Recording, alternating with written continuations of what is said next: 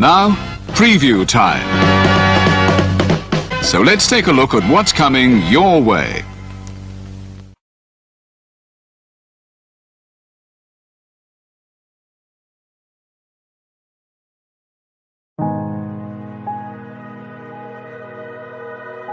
Gary Hebert, the man, the myth, the legend. I was amazed, and I was looking to become a better skater myself, and I wanted to be like Gary. When you look at a guy like this, he's one of the most talented people in his profession. He's been given gifts by God. It can get frustrating at times when you're trying things that, that maybe don't come as quickly to you as other things. And, you never really felt that sense of frustration with Gary. It was always about improvement and positive reinforcement. Was it really the end? Was that head injury really the end? God has called Gary to continue to be a blessing to others and to be a passionate example. My name is Gary Hebert, and this is the World Academy of Hockey, otherwise known as the Inside Edge. I would recommend anybody that have a chance to come to his hockey school. I think it'd be well worth it. It'd be rewarding to all the kids and anyone he coaches, from whether it's an adult, a professional player, to a little kid like a Mike or a Squirt. Gary, from day one, has been instrumental to my hockey career. I started out as a potential Division III player. Gary brought me single-handedly through high school and into a top Division I prospect. I owe it all to Gary, the biggest legend on and off ice there's ever been. Listen, watch, learn, be confident, and have faith. Those are the answers I was brought to. Yet, I only now am really learning how truly important those 5 things are. Through preparation, through appropriate thoughtfulness and thinking, we can learn to untie the typical knots between our ears that drive us into underachievement and underperformance. And lo and behold, we can learn things to fulfill our God-given potential. Gary has the innate ability to make people not only better players, but better people. The life lessons they learn from Gary are incredible. You can always remember leaving that rink knowing as a player I got better, or I had something to improve on to get better. And I think that's what you excelled on as a coach, is giving us the knowledge to know what we needed to do to get better. There's coaches who know the game, but can you communicate and create passion in your kids and in your players? And Gary's able to do that. Gary's got great knowledge and the great hands, but more importantly, his ability to connect with people and care for them. His communication skills, to me, really stand out, separate him, and that's why he's one of the best, in the world. Gary's a legend. He's a special, special man.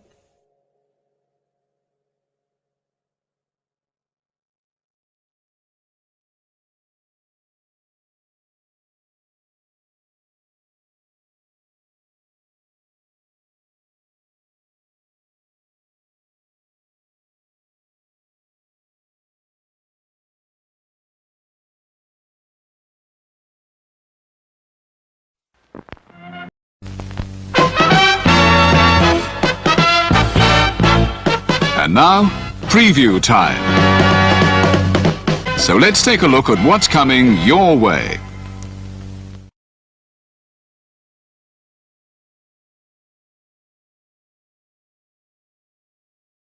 You ever wanted to come into a sports bar where the barkeeps know their game? Well, the Jeff Beecham Network, Multiverse of Media, has got a production just for you. Sit down and relax as the stat boy and his partner break down the statistics in all things sports. Whether it's football, basketball, motorsports, baseball, hockey, soccer, professional wrestling, mixed martial arts, boxing, and much, much more. All are welcome.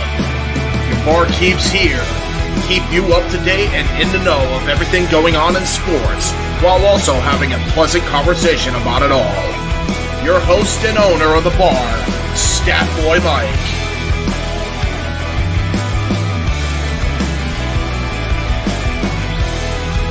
His partner in crime, Dory Lou. And a host of other guests coming in. The food's hot, the seats are warm, the drinks are ice cold, and the sports talk is plentiful.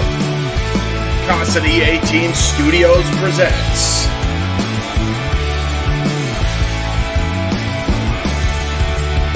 Stat Boy Sports Bar. Take a bar stool and enjoy the show.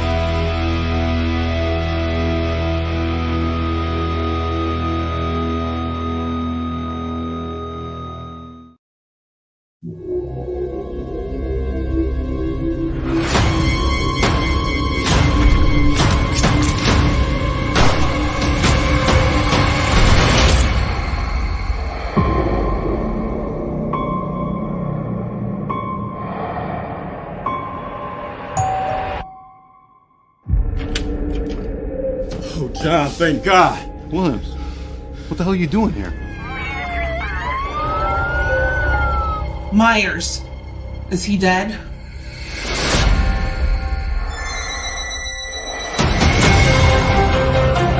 Myers has zero emotion. He has no motives. If he sees, he kills.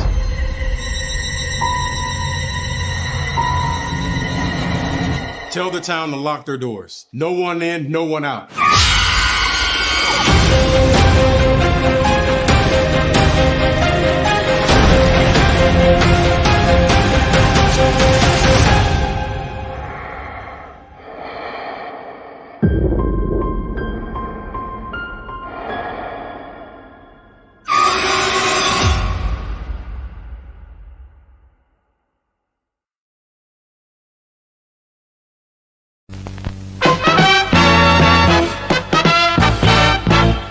And now, preview time.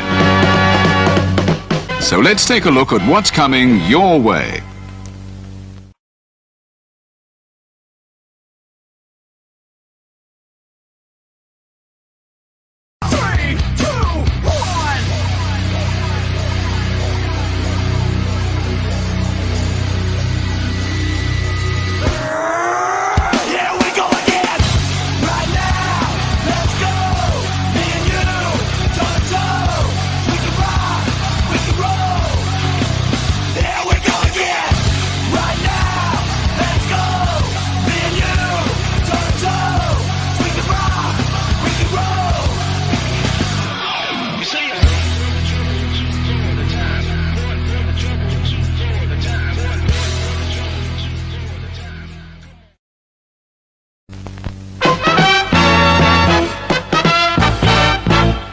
And now, preview time.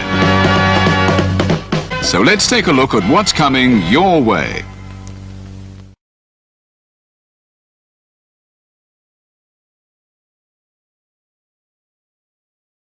You ever wanted to come into a sports bar where the barkeeps know their game?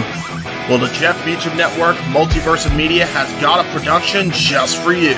Sit down and relax as the Stat Boy and his partner break down the statistics in all things sports. Whether it's football, basketball, motorsports, baseball, hockey, soccer, professional wrestling, mixed martial arts, boxing, and much, much more. All are welcome. Your barkeeps here keep you up to date and in the know of everything going on in sports, while also having a pleasant conversation about it all. Your host and owner of the bar, Stat Boy Mike.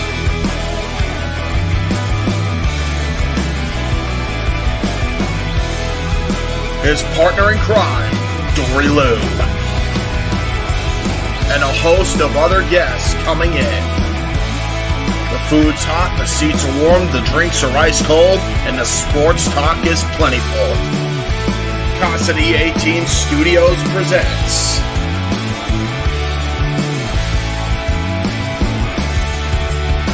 Stat Boy Sports Bar.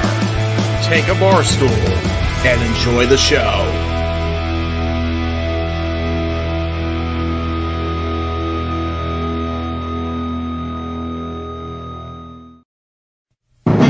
The Jeff Meacham Network's Multiverse of Media. For over 15 years, the recognized symbol of excellence and the standard bearer in coverage of sports and entertainment.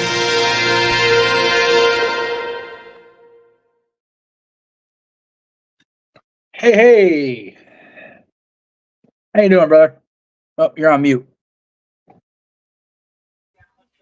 I'm here.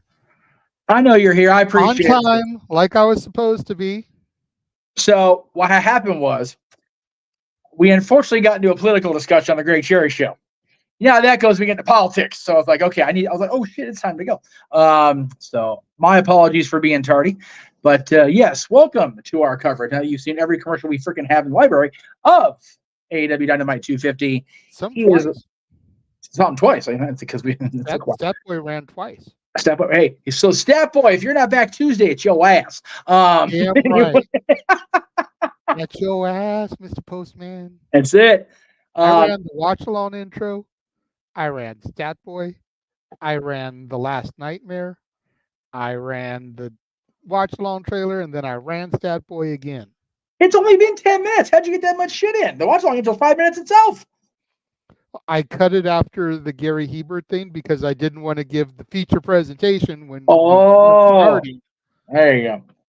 Yes, but we are here. It's been a day. Thank you all for tuning in. Since this is going out across the multiverse, thank you to everyone who tuned into the Disney Marathon. You guys are troopers. God bless. Cape Rider was there for most of it.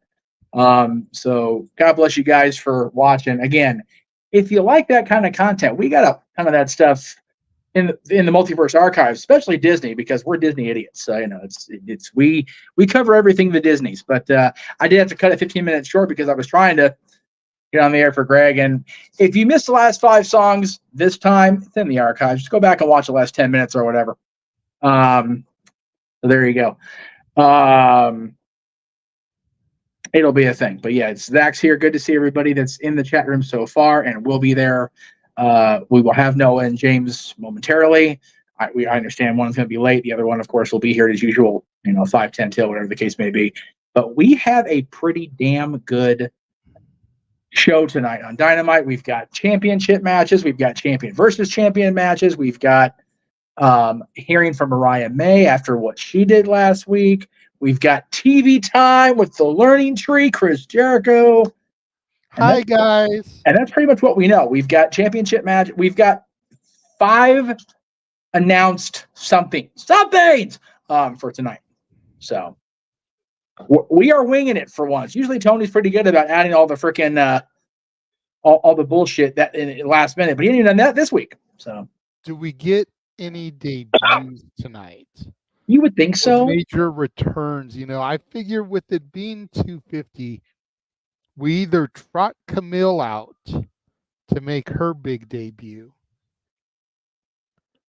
Maybe we get the return of Jamie Hayter. We got to get something for this watch. If 250 comes and goes and nothing major happens, I'm going to be pissed. Yeah, no, for real. Especially when you've got regular episodes of NXT getting traction and coverage and talked about by world-renowned internet wrestling journalists, respected, not respected, in between. Hell, we got Noah to sit and do watch-alongs for these shows. These are not the specials. This is not the Great American Bash. It is just Random Tuesday. Yes. We don't know if Jamie Hayter is cleared. That's the point. Yeah, we don't know that information. And but, even if she's not cleared, if she's cleared enough to travel and be an on-screen presence, she can still be out there with Britt, kind of the way Dakota Kai was with Damage Control until she got full clearance. Yeah. She can still be an on-screen presence. Just her return would make the crowd pop. No, for real. It would.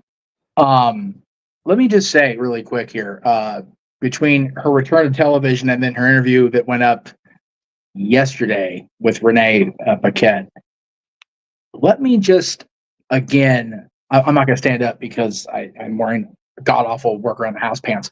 But standing ovation as best I can to Britt.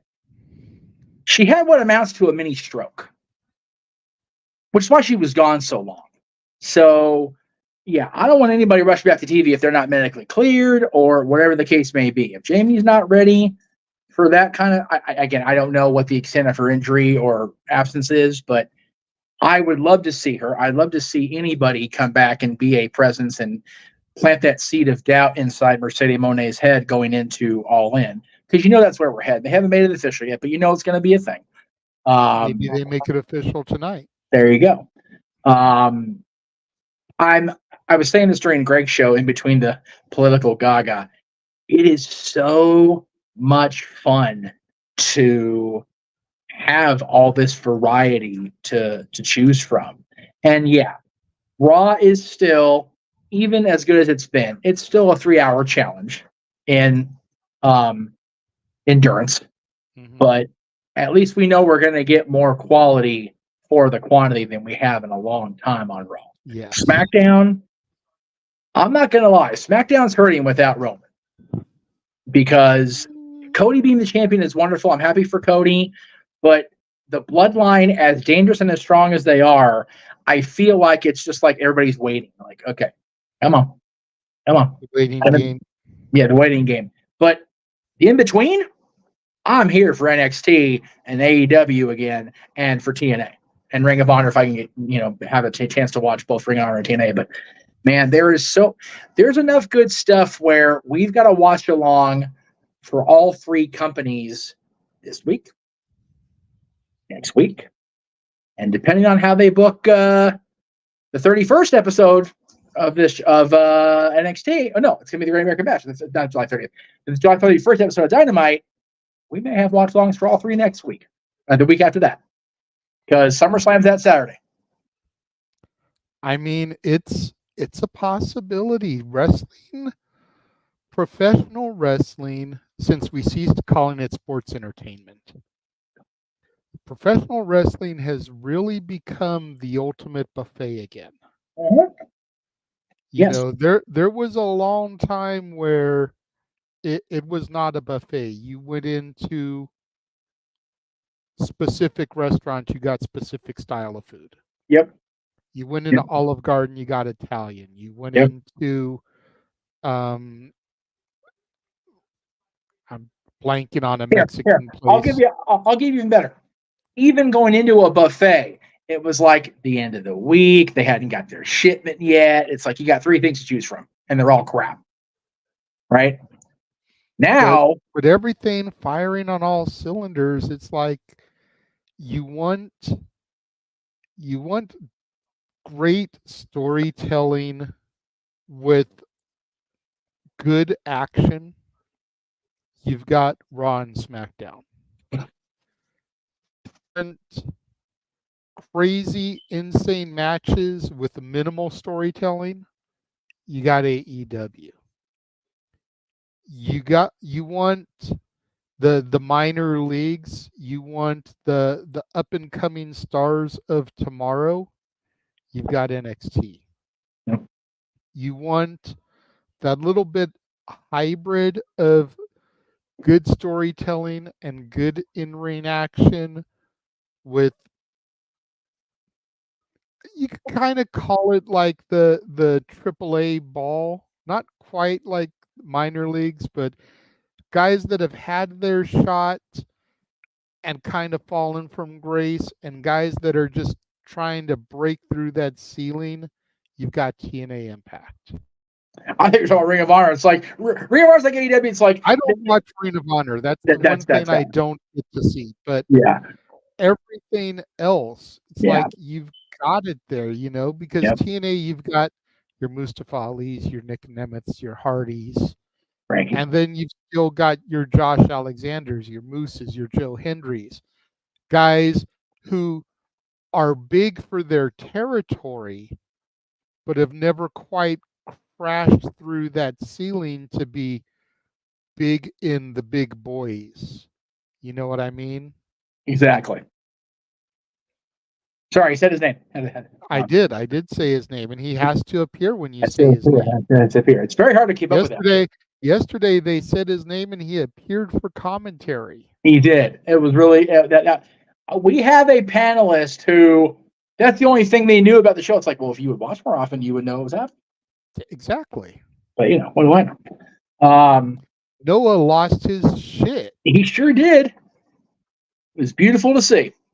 It was. It was. I didn't even listen to Booker and Vic Joseph last night, so I have no idea what Joe Hendry actually said on commentary. No, I don't either. Because I had this on watching the West Coast feed, listening to freaking Noah and Walter. Very nice. Yeah, I had the benefit I of still being need able to like rewatch those segments. I had the benefit of being able to watch along with them. So, but I still didn't turn on the WWE commentary because I wanted to have my guys. So that's what we did. As far as the questions in the chat, again, we'll address them with the super chat, guys, just because we're hurting. We had to cancel our theme night for the month, so it's. I will say halfway through the month, and we haven't even hit the halfway point to getting paid out for this month. So yeah, we need y'all to super chat. Yeah, we're giving you all this extra content this month, especially all today. These regular watch-alongs. Yep. We need y'all to show your love and support and appreciation and super chat us. I will say I'm not expecting a whole lot of change of the status quo as far as champions go, because they're not going to move something this close to all in. No. But again, you've got two championship matches that are actually for the championships, respectively. Nyla's not beating Mercedes. That's just not going to happen. All respect to Nyla Rose. The money is Mercedes and Britt Baker. That's where your money is. Moné is, if you will, in money. As far as Ospreay, if I knew for sure that Garcia was going to challenge and be back, which we may find that out tonight, then I would maybe think that MJF had went. However, by that same token, Daniel Garcia coming back would let me believe that it's not going to be a championship match between MJF and Daniel Garcia. It's just a grudge match. Because that's one of those that I don't think it's one of those that doesn't need the championship because Max made it personal with the way he laid Garcia out.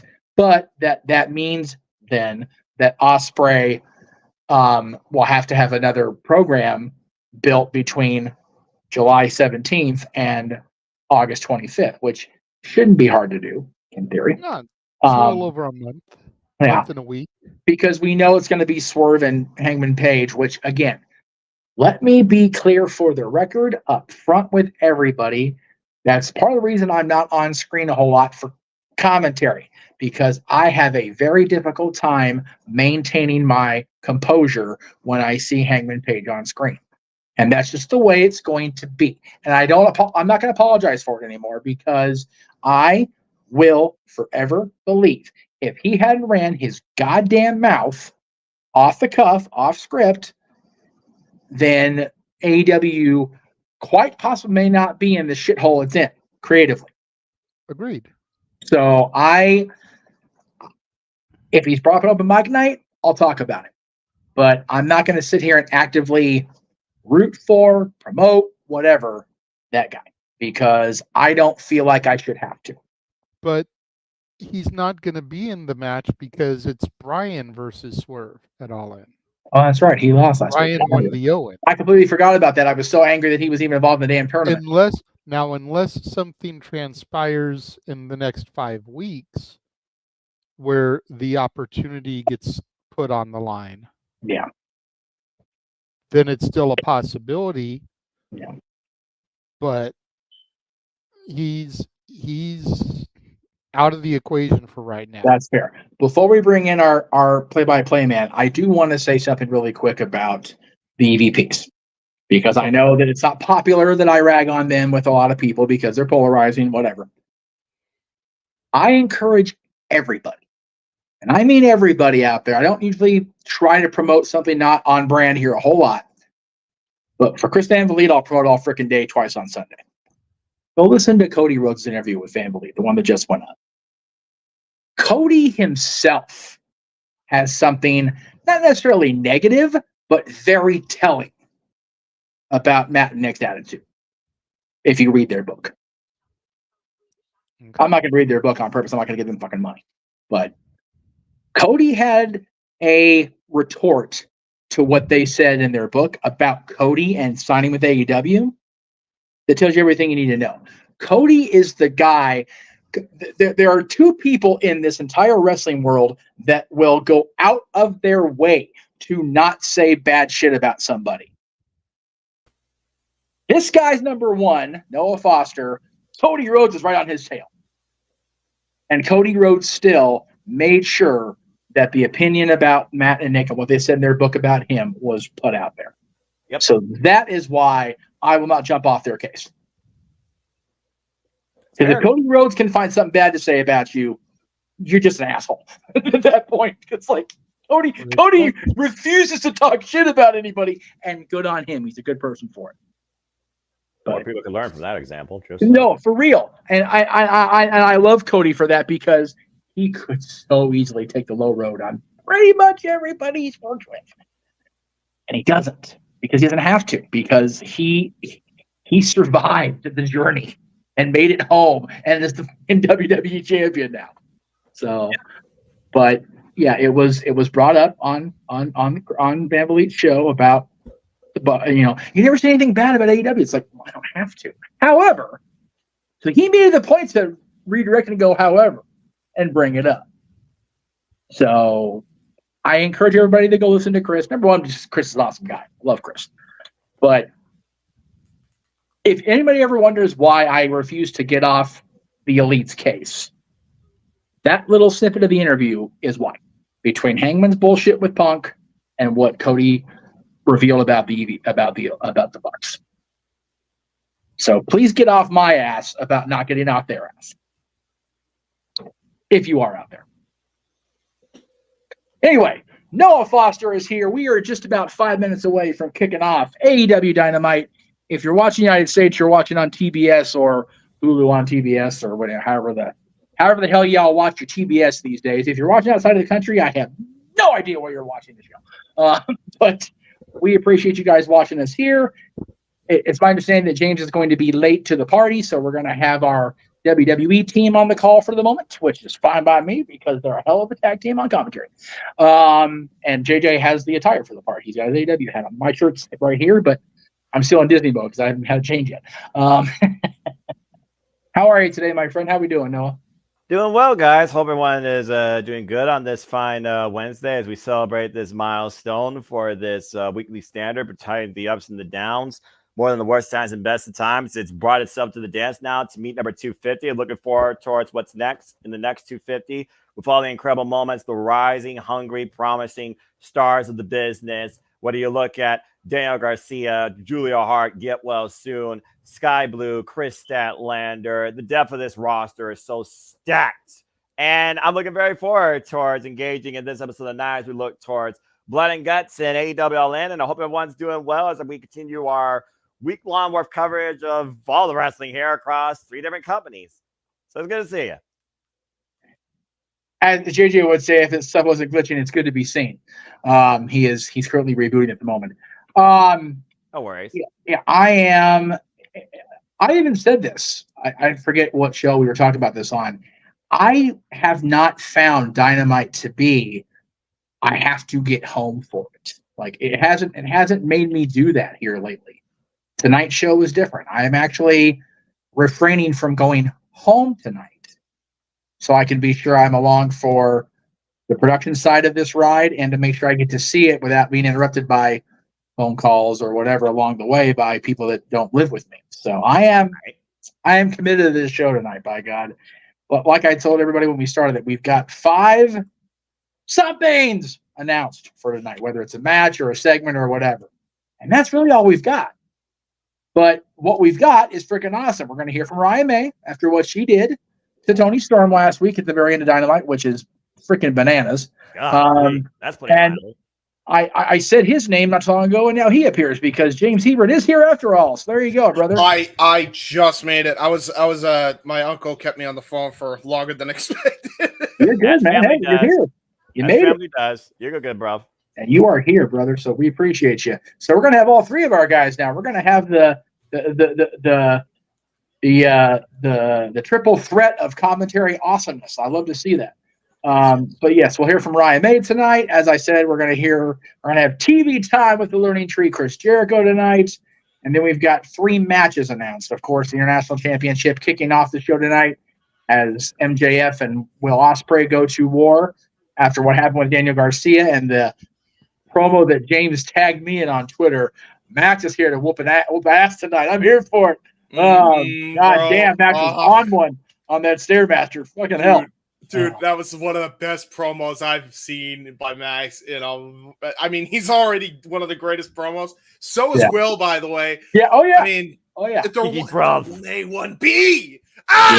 Why are they putting this shit on free TV? It pisses me off. That's only calm down, James. Calm down. Breathe, brother. Breathe. What happens sometimes on AEW? They give you pay-per-view worthy television. Again, Dynamite's always a mixed bag, but once in a while, you get a show that's almost worth the price of pay-per-view for free, and I don't complain either way. Something tells me either it's going to be Max and Garcia or it's going to be something screwy happens. And then MJF actually wins the belt 30. I'm expecting at least one screwy fin tonight because the Road to All In is in full throttle now, and we have Blood and Guts next week. It's interesting to bring up JR Garcia, considering, again, he was the last victim of MJF, and also the fact that we know the bastard Pac is looking to head back home to Wembley Stadium and has a guaranteed shot now at the AEW International Championship. I think you've already booked your 2 matches, bro, for AEW All In. Just a matter of those are worth the price of admission alone, for real. Not to mention, we already got Swerve Strickland versus Bryan Danielson for the AEW World Championship, and Evil Glenn Mariah May taking on Toni Storm for the AEW Women's World Championship. And, say what you will about Swerve's reign, but there's no way that match ain't going to deliver because it's Swerve. We know he's a good worker. We know Danielson's a great worker, one of the greatest of all time. Right? Perfect main event because if he ends up winning, God, what a moment in Wembley. I'm anticipating. I hope they go with it. I could see them not, but I really hope they give him that last hurrah as world champion. I would lose my mind. But anyway.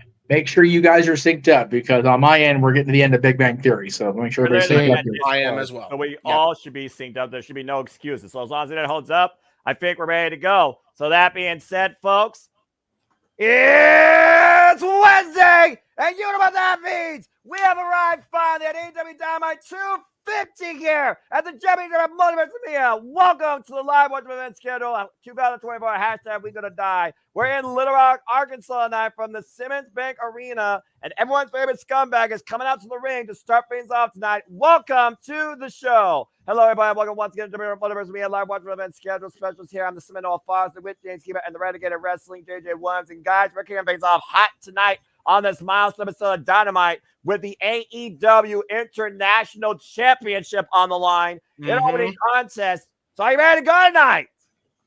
Ready as we're gonna be here.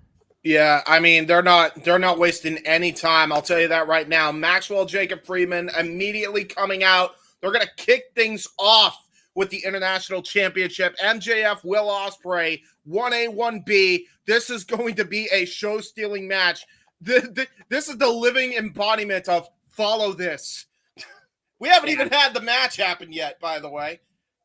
And of course, MJF instigated Will Ospreay into this match after his brutal assault against Daniel Garcia and professing to the world how he feels about the people that left him behind, saying thank you, Joe, after he got taken out last year at World's End. And he's been sulking ever since his return at Double or Nothing. Here comes the All Elite Bruv, the international champion, might as well be the world champion the way he's carried this championship ever since winning it from Roderick Strong back at Double or Nothing. He has been on a roll as international champion, and he has even competed for the world championship in a losing effort as international champion. You want to talk about Edge Christian elevating the TNT title? That's exactly what this man has done for the international since its inception. JJ, I would argue that Will Ospreay, ever since he arrived in AEW, he's elevated the game, arguing the fact this is where the best wrestle, bro, considering he only has one defeat in his AEW record. But we know MJF has been a who's who of this business with or without the AEW World Championship. Yeah, absolutely. And I still take issue with the whole we're the best wrestle, but that's just a personal bias thing. This match has got Banner written all over it. This is probably going to go a good half hour, probably 2 commercial breaks if I know Tony Khan booking. I am here for it, though. The All Elite Bruv and the Jeff Meacham Network Multiverse of Media's scumbag. I mean, this is basically the 2 biggest mascots in the Multiverse of Media clashing. This is definitely 1A, 1B. I don't care what company, WWE, TNA, whatever you want to say, there's definitely no better wrestlers in ring or on the mic than Will Ospreay and MJF right now, other than the Universal Champion Cody Rhodes. And bell rings are underway, and shout out to the American Hammer Cody Rhodes, formerly a part of All Elite Wrestling. Of course, our undisputed WWE champion who will defend that title against Soul Skull at SummerSlam, which we'll cover in the Multiverse Media. And again, folks, if you want to dictate the conversation, don't need to dictate. Super chat, simple as that. Greg Cherry Brand, Jeff Meacham Network, and Cassidy 18 Studios. And thank you for tuning into our coverage of AEW Dynamite 250. Please like, subscribe, comment, and tell a friend. Good to see you all out there. Kate Rare, DJ Mutt King, Darren G, Matthew Holhouser, and anybody else who is watching. And then MJF immediately controlling the pace, rolling to the outside. And we know MJF loves to dictate the environment, loves to control the atmosphere, and make it as personal as possible with the audience. Of course he is. And I know this is the first match of the card, gentlemen, but I think this match with 2 of the very best in the world in the ring absolutely calls for it. Here we go! And considering it's for a championship, I think I will agree. Referee Bryce Rensburg for this contest. Again, MJF literally in his first match since coming back from Double or Nothing. There's a Fargo strut, Rick Rude, hip swivel. that just causes my ire so damn much. I see you smiling at the bottom spot. I'm looking at the monitor, right. KJ. You stop that. Damn right. Damn you. MJF just mixing the influences there. A little touch of Jeff Jarrett, little touch of Ravishing Rick Rude / Val Venus. Ooh. And now Will Ospreay, mocking him. About to say, if someone's going to try and show off here, it's definitely going to be Will Ospreay. That was one of the most feminine hip swivels from any man I've ever seen in my life, by the way. It takes a bow. Bravo from the gentleman of the ring, the All Elite Bruv, Will Ospreay. Caught him a tie up again, the side held up by MJF. And of course, MJF, like I said, being a who's who in this business. Bryan Danielson, 63-minute Ironman match. Kenny Omega to define the longest reigning AEW World Champion. Adam Cole, Switchblade Jay White. Of course, Adam Cole last year at Wembley Stadium in the main event. Headlock takeover, head scissors escape. Both men right now, giant for position. Ashton picking up the pace here on the mat game. Wait for the kick. Then he moonsault, lands on his feet. MJF blocking the shot, ducks to their knee. For the Ospreay off the ropes, looking for the Os cutter. MJF to follow up, ducks to their knee, handspring, overhead kick. MJF knocks down stalemate.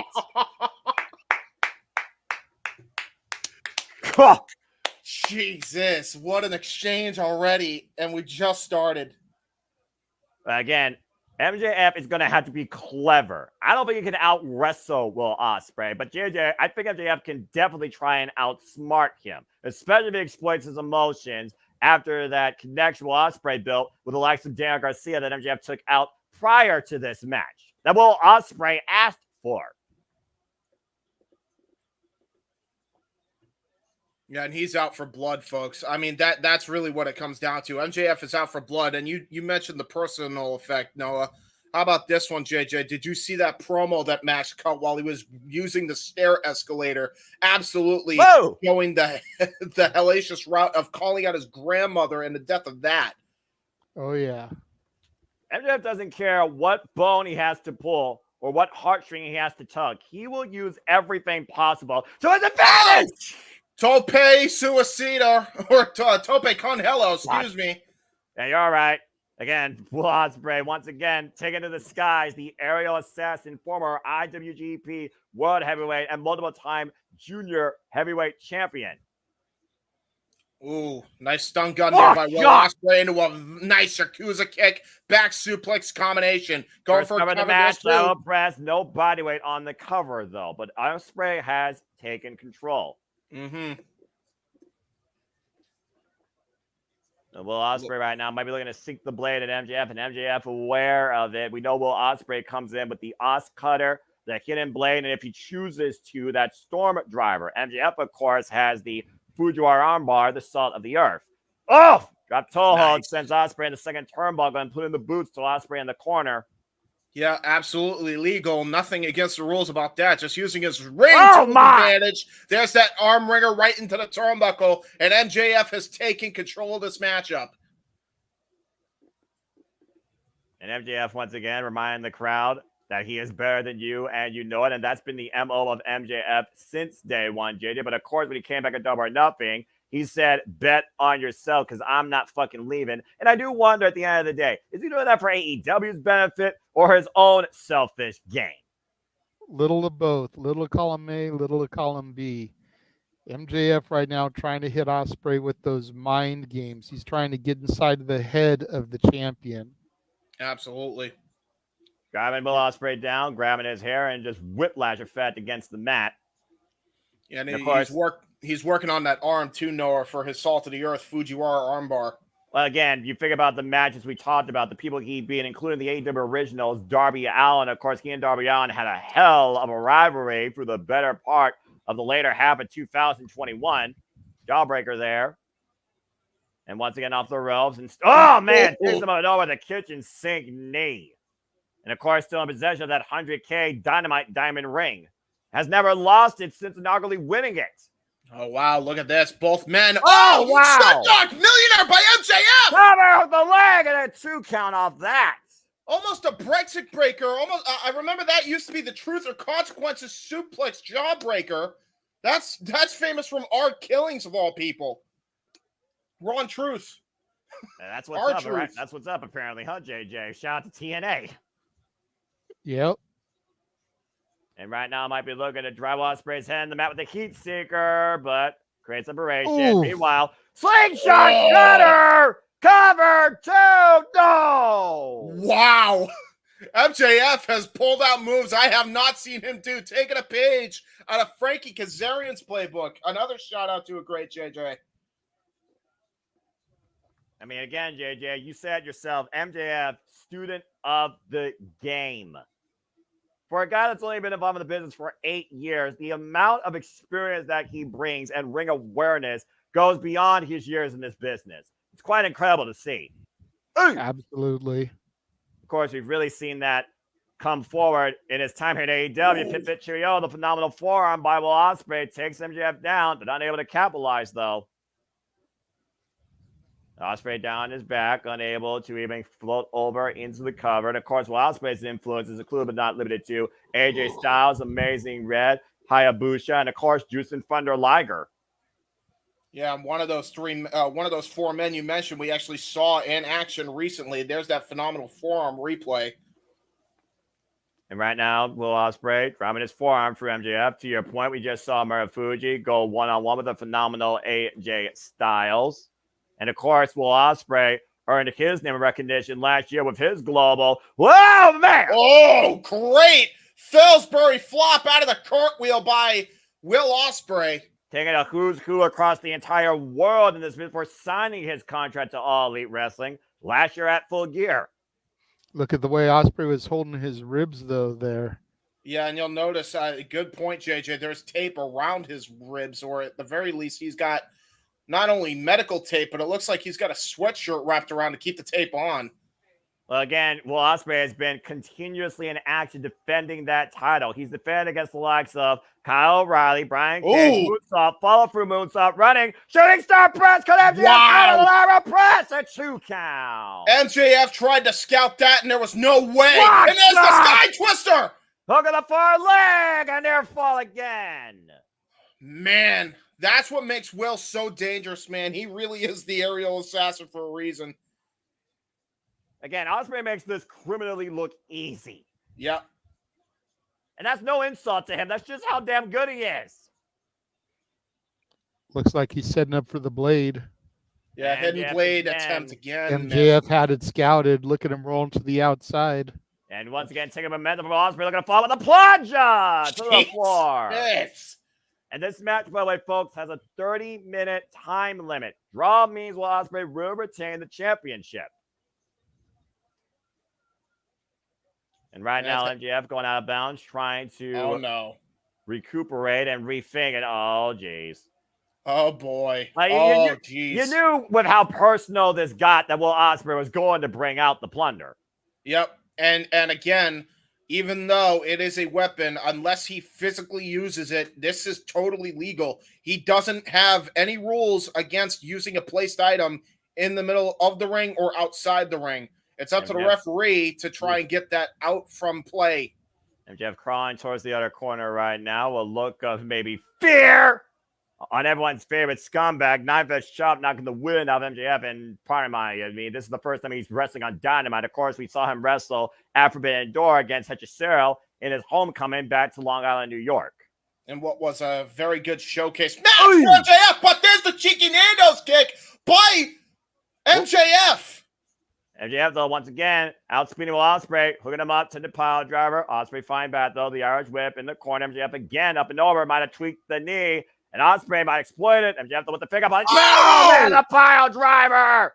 Match book cover. New chair gets a 2.5.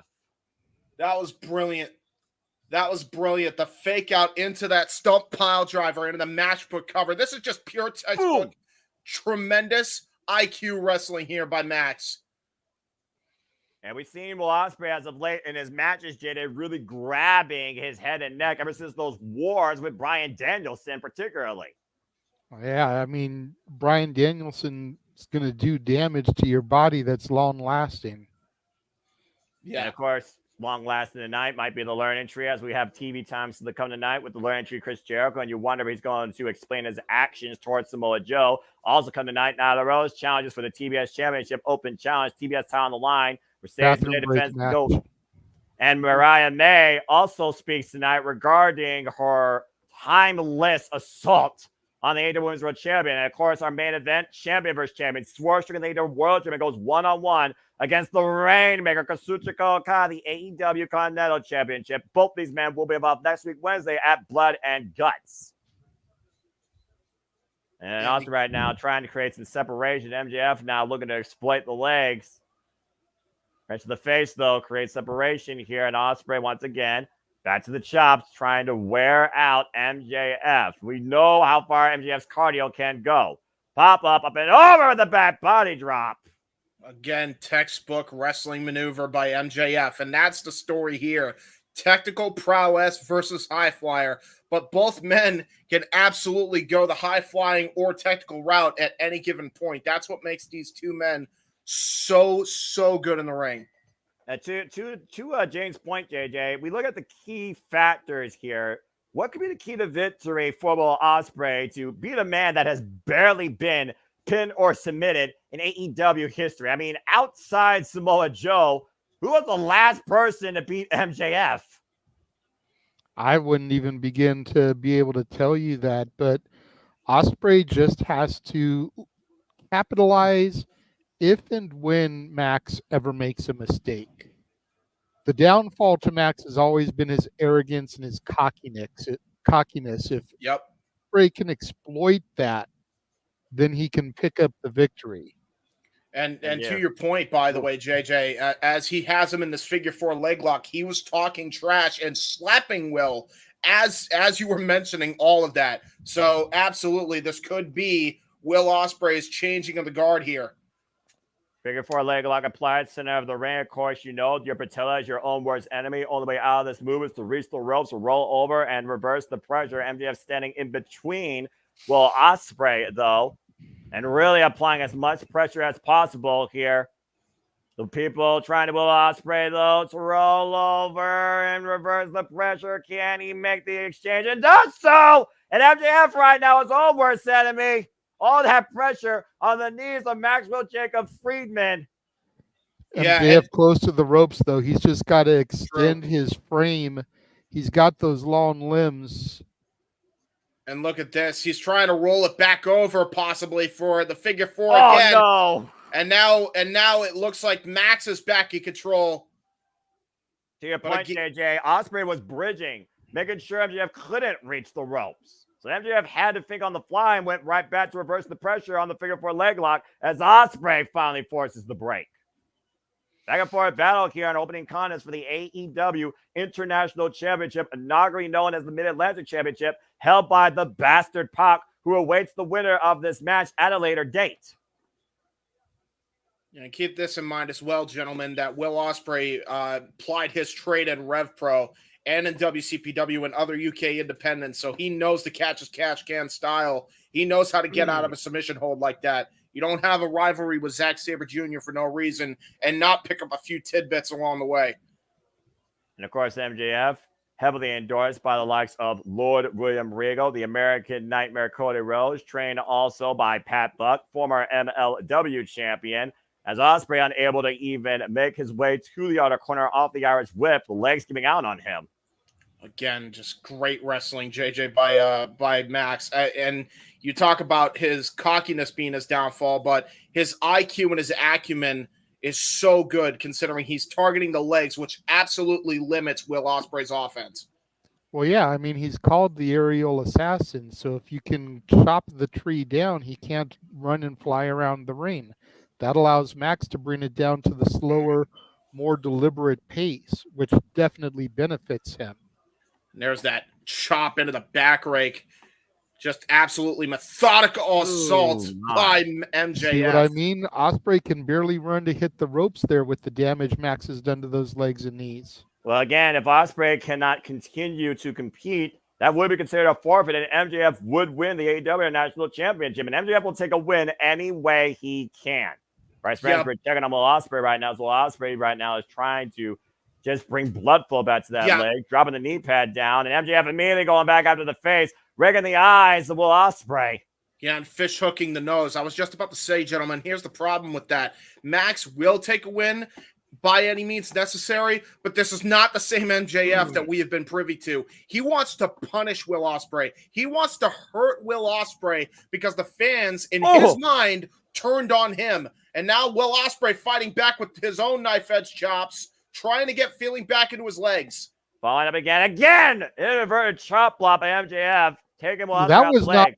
Burton. That was methodical. That was premeditated. Thank you. Premeditated is the word I was looking for. Yep. And that was a brilliant chop block, by the way, a very innovative chop block by MJF. He used the end of his forearm and the elbow, pinpointed the elbow for that chop block. Very Triple H-esque with a twist. Well, we saw the way he returned, right? Everyone remember the Cerebral Assassin leather jacket? I do. MJF showing brand new colors, no longer the Burberry scarf, but now just truly all black and gray.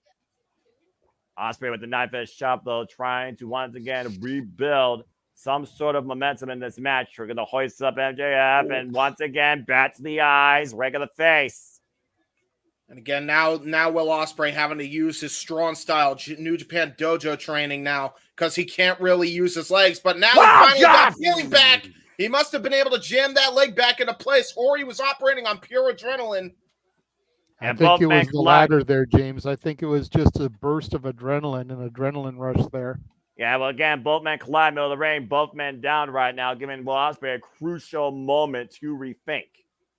And I do wonder how much power he got behind that clothesline. And again, MJF going right back after the leg, knee right up into the hamstring. Yeah, great kitchen sink into the hamstring. That's not something you see every day. Calling a shot, Brainbuzzer, Stunner! Turnabout's fair play, says Will Ospreay. Now going to try to go for the Oz Cutter attempt. Can he get the leverage? Ospreay connects, got all of it. But look at MJF's positioning. He's right there by the rope. Even if Ospreay can get a cover here, MJF going to be able to get the rope break. And MJF rolling out. And prevent the cover completely. Again, tremendous ring IQ for somebody so young in the game. And, you know, we say that about MJF, but technically he's young to us. But for real, like, he's got such a great IQ acumen when it comes to in-ring psychology. He knows where he is at all times. Well, Ospreay, though, bringing MJF to the apron. A lot of damage could be done here. No. Going to try to go for the Oz Cutter on the apron. Off the ring post. This could be disastrous, though. And oh, no! Oh, no. Oh, no. He badly injured his shoulder. Oh, that's not good. And we're going to have to keep watching this action, folks. Fuck television, but this is our first Wrestler Quality picture-in-picture. Of course, that's the compromised arm that Swerve Strickland popped out of its socket. Yeah, and again, you see, look at the way that MJF is just going after that arm, gonna shove it into the steel steps. MJF now in full control, and he has a target, a pinpoint target for his Fujiwara armbar. Now, to your point, JJ, he took out the speed, he took out the launch of the aerial assassin, and to James' point, now he's exploiting his final game plan, clearly the submission. Very rarely has Will Ospreay ever tapped out in his career. Looking at him, Will Ospreay. First time for everything. Well, I mean, again, Kazuchika Okada tapped out to Bryan Danielson. Hasn't been seen since he tapped out to Shinsuke Nakamura back in 2015. And I think that was during the G1 at that time, but I'm not fully sure. I'm sure Sandy could confirm that for me. Shout out to my friend Sandy. And shout out to the FTW crew. Of course, been together through AEW's history since day zero. Of course, AEW folks, tonight, AEW Dynamite celebrates episode 250. As we look towards what the future brings in this dynasty. And of course, to the coming night, we'll hear from Mariah May and see Swerve Strickland go one-on-one with Kazuchika Okada and have TV time with the Learning Tree, Chris Jericho, and more to come. And right now, MJF again going right back after that left arm right now, just stomping on it. Oy! Yeah, just pure textbook wrestling here. And that's the thing. MJF so far, even though he's been caught with a few moves, IQ-wise, he's wrestled the perfect match so far. Attacked the legs. Now he found an opening to attack the arm to set up for his Salt of the Earth armbar. Well, again, we talked about before, MJF has all the tools to be literally a top player in this business for generations to come. There's a reason why he was AEW World Champion for over a year. And then he still believes there is so much to prove. There's a reason why he says and lives by, bet on yourself. You don't have to like the man's actions, but you have to respect what he brings to the business. Literally a cerebral assassin of his own sort and class, JJ. Absolutely. And you could kind of see there before MJF went to the arm again, walking around the ring, displaying that arrogance and cockiness. It goes back to what I was talking about. Ospreay needs to be able to capitalize on those things. Could Max be letting the fans get into his head a little bit? You can see him jaw-jacking back at the crowd. Yep. As we're back here on AEW Dynamite 250, opening contest for the International Championship, Will Ospreay versus MJF. Once again, we'll go for the handspring, but MJF able to scout it, though, and takes the arm out from underneath Will Ospreay. Double underhook. Oh, man, shoulder breaker. Yeah, and that was an Angel's Wing style shoulder breaker. That was brutal. And right now, going for a pump handle. Made it to pin by MJF. No. Oh, my God. We've seen MJF use that move before against Darby Allin when he was the AEW World Championship. Yep. It was in that fatal four-way at Double or Nothing the year prior. Again, folks, we'll be back here next week, Wednesday, covering AEW Dynamite Blood and Guts as we continue the road to All In Wembley Stadium. And, of course, that will be in late August. MJF right now once again seeking his prey, smelling blood in the water. Ospreay hammerlocking the arm on the rope. And MJF again able to exploit the already compromised left arm of Will Ospreay. MJF in firm control right now. This contest. Irish whip reversal, though. Front up. The hell was that? That was a kick right there. I think that was one of those handspring corkscrew kicks that he was looking for earlier, but was unable to execute. And right now, Will Ospreay has a chance. You never can count out the aerial assassin. We all know this, guys, all right? No, definitely not. It's just not something I had seen before. Well, again, Will Ospreay, he takes inspiration from Marufuji. I actually missed it because my Wi-Fi almost crapped out badly for a second. No, you're fine, man. And right now, Will there's a replay. I'm about to say, you see the replay now? It's working for you? Ospreay had to play. Ospreay, of course, had to plan on the fly. There's something about AJ Styles and Marufuji that they share in the wrestling philosophies, and that is innovating on traditional moves that your opponent expects, turning into something your opponent doesn't expect. And Will Ospreay takes a lot of that in his arsenal. There's a reason why Marufuji is one of his greatest heroes, and he beat him last year in a dream match at Corrigan Hall. Oh, great Enziguri counter! That was a great Enziguri counter. And now look at this, into the torture rack position, accordion rack. A bit of torture rack here, action spin. Ow! And down, cover, kick out. That was a great torture rack bomb, but it did not get the win for Ospreay. You got to consider, again, there was no pressure. We talk about fundamentals, JJ. Ospreay did not have the legs over both shoulders. Well, could have cost him the match there. Audience chanting "Fight Forever." Our opening contest here at AEW Dynamite 250. Keyword, folks, our opening contest here at AEW Dynamite 250. And we're in the third gear. We haven't even reached fifth yet. And Ospreay right now regrouping as MJF rolls towards the apron, prevents the chance for another cover, and rolls once again to the outside. Again, brilliant strategy IQ by MJF. He's wrestling the smarter match here, and he's making Ospreay have to go out after him, absorbing energy, exuberating energy, whatever the word is. Darren G, of course, right now, appreciate your comments. And MJF right now is taking a powder, saying he's done with this. And Ospreay right now fought MJF in the audience. Oh boy, this is about to get more violent. Yeah, it is. And welcome to the interactive portion of AEW, folks. AEW is known for it. MJF and Ospreay are fighting up in the stands, and Bryce Rainsburg in hot pursuit. Again, this is for the International Championship, so you got to offer a little bit of leniency here, considering where emotions are at. After what happened to Derek Garcia. A little bit of fan anticipation by the little girl. I love that. No! And just willing away against MJF against the freaking railing. That's awesome. That's the greatest moment of that young fan's life. Hey, I'm just saying. I mean, that should be a DQ. I'm just saying, Max should win. Goddammit. I don't know if I would call that a DQ. I mean, come on. It wasn't like there was no physical harm done.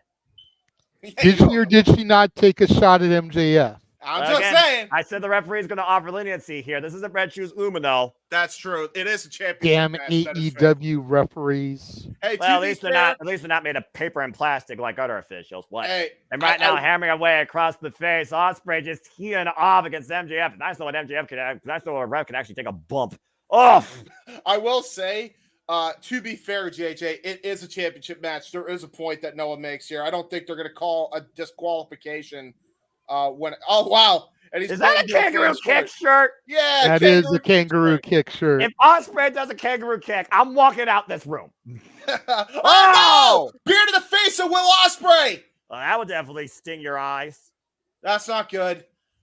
That means his arm is hurt, his leg is hurt, and now his eyes are burning. Oh, Jesus! Again, instinct by Will Ospreay driving MJF face first into that trash can. Right now. Oh no! Like, oh no! Oh no! Trash! Oh, what the world? Oh my God, that's horrible! Oh no! Jeez. Oh, no. Well, this is definitely taking a fight to a different level. That's the first I've ever seen a trash can used like that. Just Smell the garbage. Smell the garbage, Max.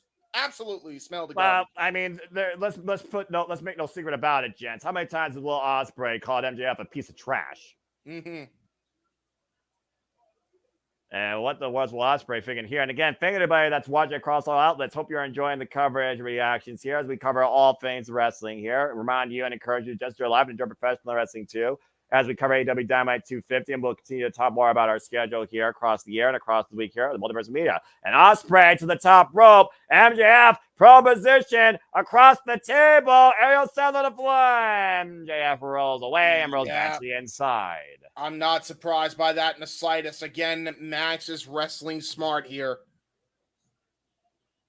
Again, small landing area too. Ospreay going for broke. Honestly, MJF might have just saved himself and Ospreay there. Hook him Ospreay up though for attempted another pile driver. Ospreay slips out though. Rolls through the cover. The shoulders down. MJF reversal though. Shoulders down again. Ospreay with leverage. Both men jockeying and a kick out.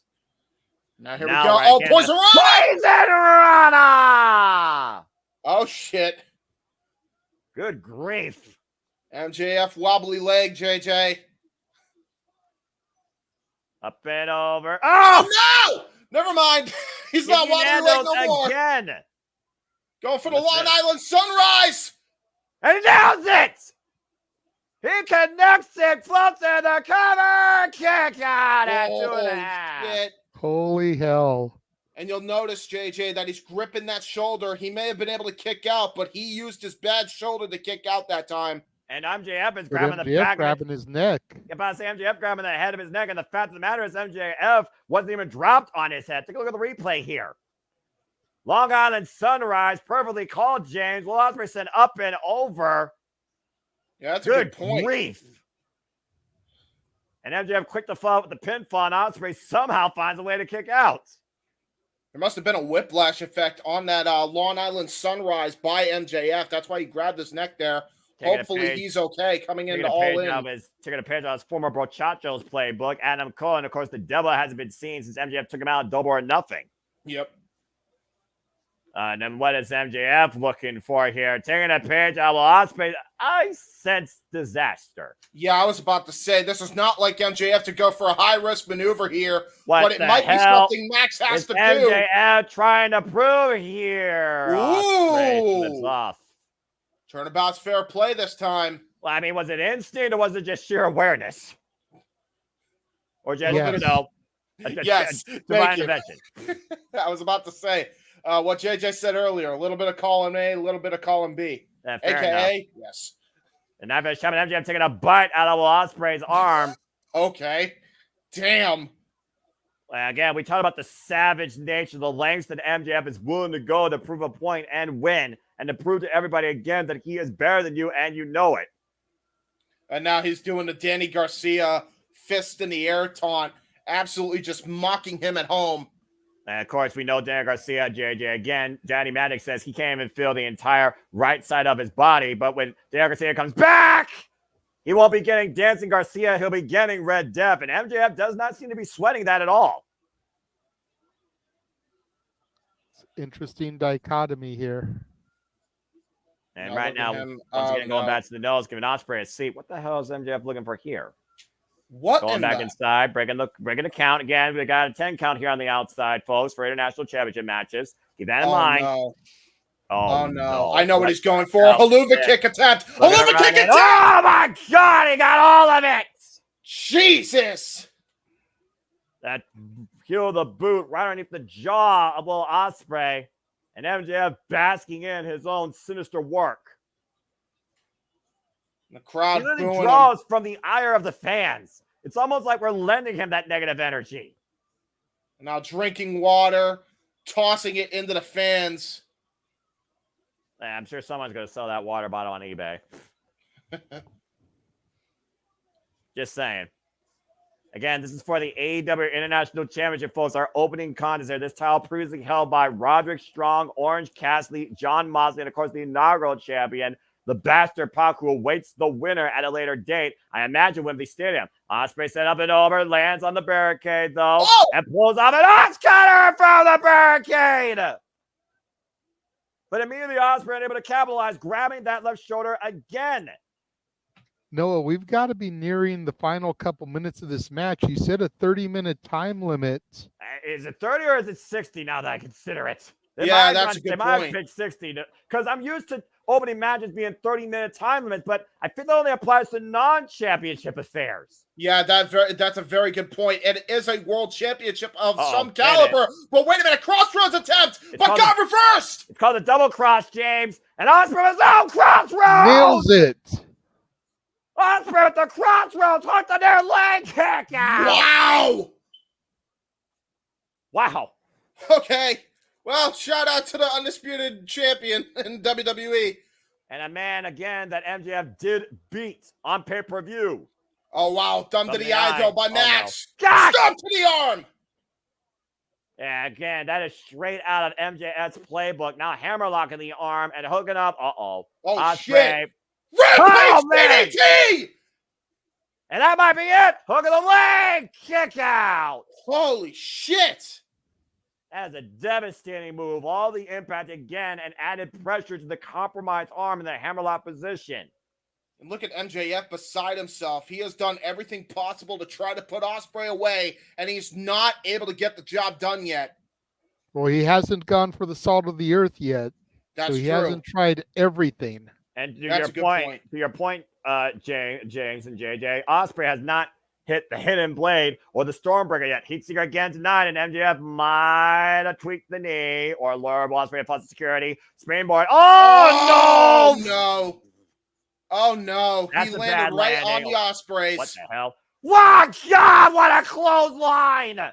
Cover at the lariat kick out again. That was a great setup for that move, by the way. That springboard lariat though turned Ospreay inside out. Man, just when you think Will Ospreay, or when MJF has showed you everything in his arsenal, he pulls off moves like the Angel Wing shoulder breaker, the Rampage DDT, that set up into the clothesline from the top rope. Again, what else do you do at this point? Oh, no. Oh no, don't say that, Noah, because look what he's going for. Pile driver attempt on the apron here. Hook him on Ospreay in position. Oh, dear. And Ospreay reversing. MJF hooked. Oh, and again, clipping the head of Ospreay with his legs. Forcing separation. That's what we call, gentlemen, thunder thighs. Uh-oh. Whoop. Up and over again. Look at the German suplex. Both men right now just literally preserving their lives. Coming a thrust kick. Great thrust kick by... Is the table on that side? No, it's on the other side. Oh, no. No way. No way. Not the Styles Clash. Way. Oh! On the apron. Oh, my God. That was right on MJF's nose. Ahead of the 20th anniversary of TNA Slammiversary this weekend, Ospreay with the Styles Clash. Yeah, again, his greatest inspiration in professional wrestling. Phenomenal move. Devastating impact. Rose in the cover. Sarah the ring kick out. Wow. By MJF. But not a lot behind it. It very well might be an hour-long match, gentlemen. That might be exactly what this is, because they've been going at it for a very long time. Well, it certainly wouldn't be a first in Dynamite history. Him and Page and Brian Danielson had a classic that went the 60-minute time limit. This is a brutal match so far. I think we're about to kick into the fifth gear here. Both men operating on fumes, but adrenaline kicks in these type of scenarios. Ospreay hoisting up MJF, attempted powerbomb here. What? Got all of it planted! Great cane bomb by Ospreay with one arm. Into the cover! And MJF kicks out again. Woof. And again, Ospreay putting his shoulder towards his body, thus leaving pressure off the cover. To the point you all said earlier, Ospreay's shoulder has not been the same since that shoulder breaker. Yep. And all the further damage done. Campbell Ospreay put down the devil. Is he on another level? Stay tuned. TV sucks. First of all, quality picture in picture. I said 30 minutes and 2 commercial breaks. It's been over 30 minutes, but this is the second commercial break. So I think it's safe to say with how far and capable these two athletes are willing to go, we have a 60-minute time limit classic draw in our hands and a rematch waiting to happen. Doc Samson right now checking on Will Ospreay, who again has been clutching that left arm and shoulder this entire match. ever since the attempted Fujiwara armbar saw the earth, and of course the double stump to it probably didn't help matters either. And that hammerlock package DDT, everything MJF has thrown against Ospreay has been a focus attack primarily on that left arm and shoulder. And of course, to come tonight, Mariah May speaks. Sports Stream versus Kazuchika Okada, Multiverse Champion Mercedes Moné defends the TBS Championship against Nyla Rose. We'll get TV time with Chris Jericho. He's trying it again. He's trying to put it back into place, possibly with Doc Sampson's help. That's the goal here. I don't know. So while we have this little commercial picture-in-picture break and looks like they're tending to Ospreay, the reason I've been so silent during this match is twofold. Please. Number one, I've just been taking it in because these two are fucking phenomenal. Yes. Number two is because the opening moments of the contest where they did all those great moves and counters and stalemate, I really wanted to just rip into some shit, but I decided better judgment bite my tongue because we're trying to keep positive for 250, but I was really biting my tongue about should I or should I not say some shit. Wow. Wrestling has its own unique showcase, JJ, across the companies. And I can understand your standpoint being the generational fan you've been of the business and the outlook towards, the execution of moves and performance. So it's got nothing to do with that. It's got with certain people who try to call other people that do similar series, gymnasts, choreographed gymnasts. But they come out here and start this, and that same guy's probably busted his nut about 3 times already, going to give this shit 7 stars. Well, those people that's where I'm going to leave it. Let's not go any further with it. Need but to. Now you know what I'm talking about. Well, I kind of already knew what you were talking about. I was just trying to take it down a different road. But again, JJ, I respect you as a fan. I respect you as an analyst. I respect you as a friend. And I also say, again, everyone has their own opinions. Doesn't mean they are factual. Doesn't mean they should be taken like they're the gospel. And let me just say, Strawberry Arnold Palmers from Arizona are fucking amazing. Get them if you can find them. I'll stick to my Mountain Dew. Thank you. We're back here on AEW Dynamite 250, folks. Our opening contest, AEW National Championship. It's me, the Seminole Foster, with James Keeper and JJ Woods. What a play connects! Oh, shit! Cover two! No! Why are you kidding me? I think he's going to have to break out the Tiger Driver, guys. The move that he's hesitated so much on executing since that match with Danielson. If Ospreay is going to win this and retain it, I think he's going to have to break it out. And you may be right here. Looking for the Oscar again. MJF scouting him, though. Catching him. Hooking him up for another. Pile driver! Falls in the cover. And Ospreay gets the shoulder up at 2. Holy shit. Holy hell. It's going to take something more that the other person isn't expecting or something really deep with visceral behind it. To your point, JJ, it very well might take the Storm Driver, as we're talking about during the commercial break. Doc Sampson apparently popped that shoulder back in place. God.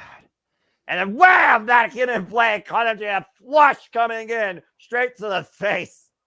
Every time I see something like that, I think about the Lethal Weapon movies and how Mel Gibson's character could just slam his shoulder into something and pop it back into place. Just, And again, Shayna Baszler first did that against the ring post, of course. And we've also seen other people do that, including Io Shirai helping Cora Jade get her shoulder in place during War Games. It's not a pretty picture, but it does allow longer longevity, at least in what you're facing. And right now, and then MJF freaking whipping Ospreay in the corner, targeting that shoulder blade. Again, that's been his constant focus attack this entire match. Yeah, and that's the thing. Even though he's got it back in place, that doesn't mean that don't hurt. It still hurts, trust me. And I was trying to dislocate it again, which is going to be double the amount of pain. Oh, man. It's in a hard torso first in the top turnbuckle pad. Yeah, if he can get that dislocated again and lock in that salt of the earth, this is over. Yeah. There's no way Will Ospreay survives that. I don't care how crazy Will Ospreay is when it comes to his mentality of professional wrestling. You only can handle so much pain. MJF taunting him, throwing up the crowns, and then giving the FU. Gonna try to go for another hard Irish whip with great Reversal. ferocity, but got countered. Whee! Shawn Michaels flop over the top turnbuckle and runs into a knife edge chop. Another show-stopping moment here, taken by everyone's favorite scumbag. Blocks the knife edge chop there and just wrenches the arm down on the mat. And that might have dislocated the shoulder again. And again, Ospreay went shoulder first. Still clutching the arm. MJF looking to fall and set up and over. Whoa, man! Great backdrop counter by Ospreay. That was a desperation move. Yeah, awkward landing on the apron, though. I think MJF's back of his head and neck landed on the apron. Yeah, it did. Ospreay looking for something big here. Oh no! Face first off the LED board. MJF again able to scout Will Ospreay, outsmarting him. Hit him! Connects! Holy shit! But how much damage did that do to Ospreay himself? Yeah. God damn.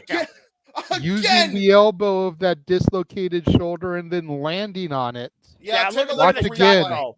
Boom! Jesus. That was the right arm, actually, though, JJ. But to your point, the momentum driven forward with the left. MJF literally might be TKO'd. Yeah, that suicide dive, hidden blade, and he definitely caught himself bad on that shoulder. He actually stopped himself into place, which I don't know if that hurt his shoulder or may have put his shoulder back in his socket. That's the risk you run with those type of maneuvers. Go for another phenomenal forearm to the back of the head. MJF might literally be out for the count. Rolls him over, shoots the half, the cover, 2.5. Holy shit. And we talk about that innate sixth instinct of a professional wrestler, just feeling the vibrations of the count. And that had to be the only thing that saved MJF there. He should have been dead to rights. It was tremendous. Shoulda, woulda, coulda. And But it didn't. You only get so close to a 3 without it being a 3 and the bell ringing. Ospreay again going to the top rope, looking for something bigger, and MJF again takes out the base of Will Ospreay. And he landed gingerly on that leg when he crashed to the top turnbuckle, and MJF senses that. Oh, no. And bringing Will Ospreay's legs on the inside second. Now also climbing up on the top rope. And what is this? Looking for the Hurricane Rana. Ospreay, though, with the counter of strength. Oh, shit. Oh, no. Gonna go for the Styles Clash off the second rope. JJ, I think Jesus you're on to Christ. something here. Oh! Styles Clash. Holy shit! But he can't capitalize. He can't go into the pinfall there. Yeah, that weight of MJF may have added pressure to that knee and may have put it out of socket. Ospreay trying to hook the body away from the ropes, and MJF is able to find a grip. Again, that was just desperation. He was trying so hard to get it covered, but I think to your point, JJ, he was clutching that knee the entire time trying to roll into that cover. Take a look at this. Oh, my God. And you'll notice it's the knee that has the knee pad exposed. He actually took down that knee pad trying to get it back into place earlier. And once again, looking to work the neck and shoulder. Hey! Oh, Jesus! Nice landing on Ospreay's neck and head.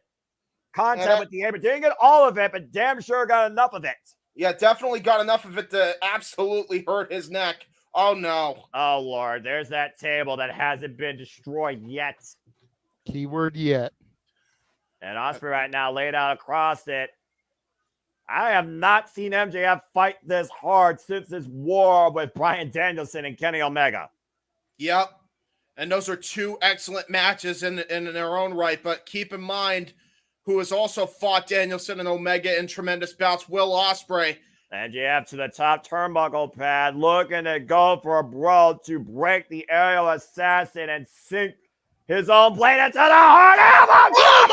Oh, Shawn Michaels like elbow drop right to the heart of the aerial assassin. And I think he may have hit that shoulder. And if he didn't put it out of place again before with that arm wringer, he damn sure did now. What the fuck are these two made of? Look at this. God Boom. damn. Holy shit. Vibranium and kryptonite. Exactly. Well, which one's stronger, JJ, Mr. Movie expert?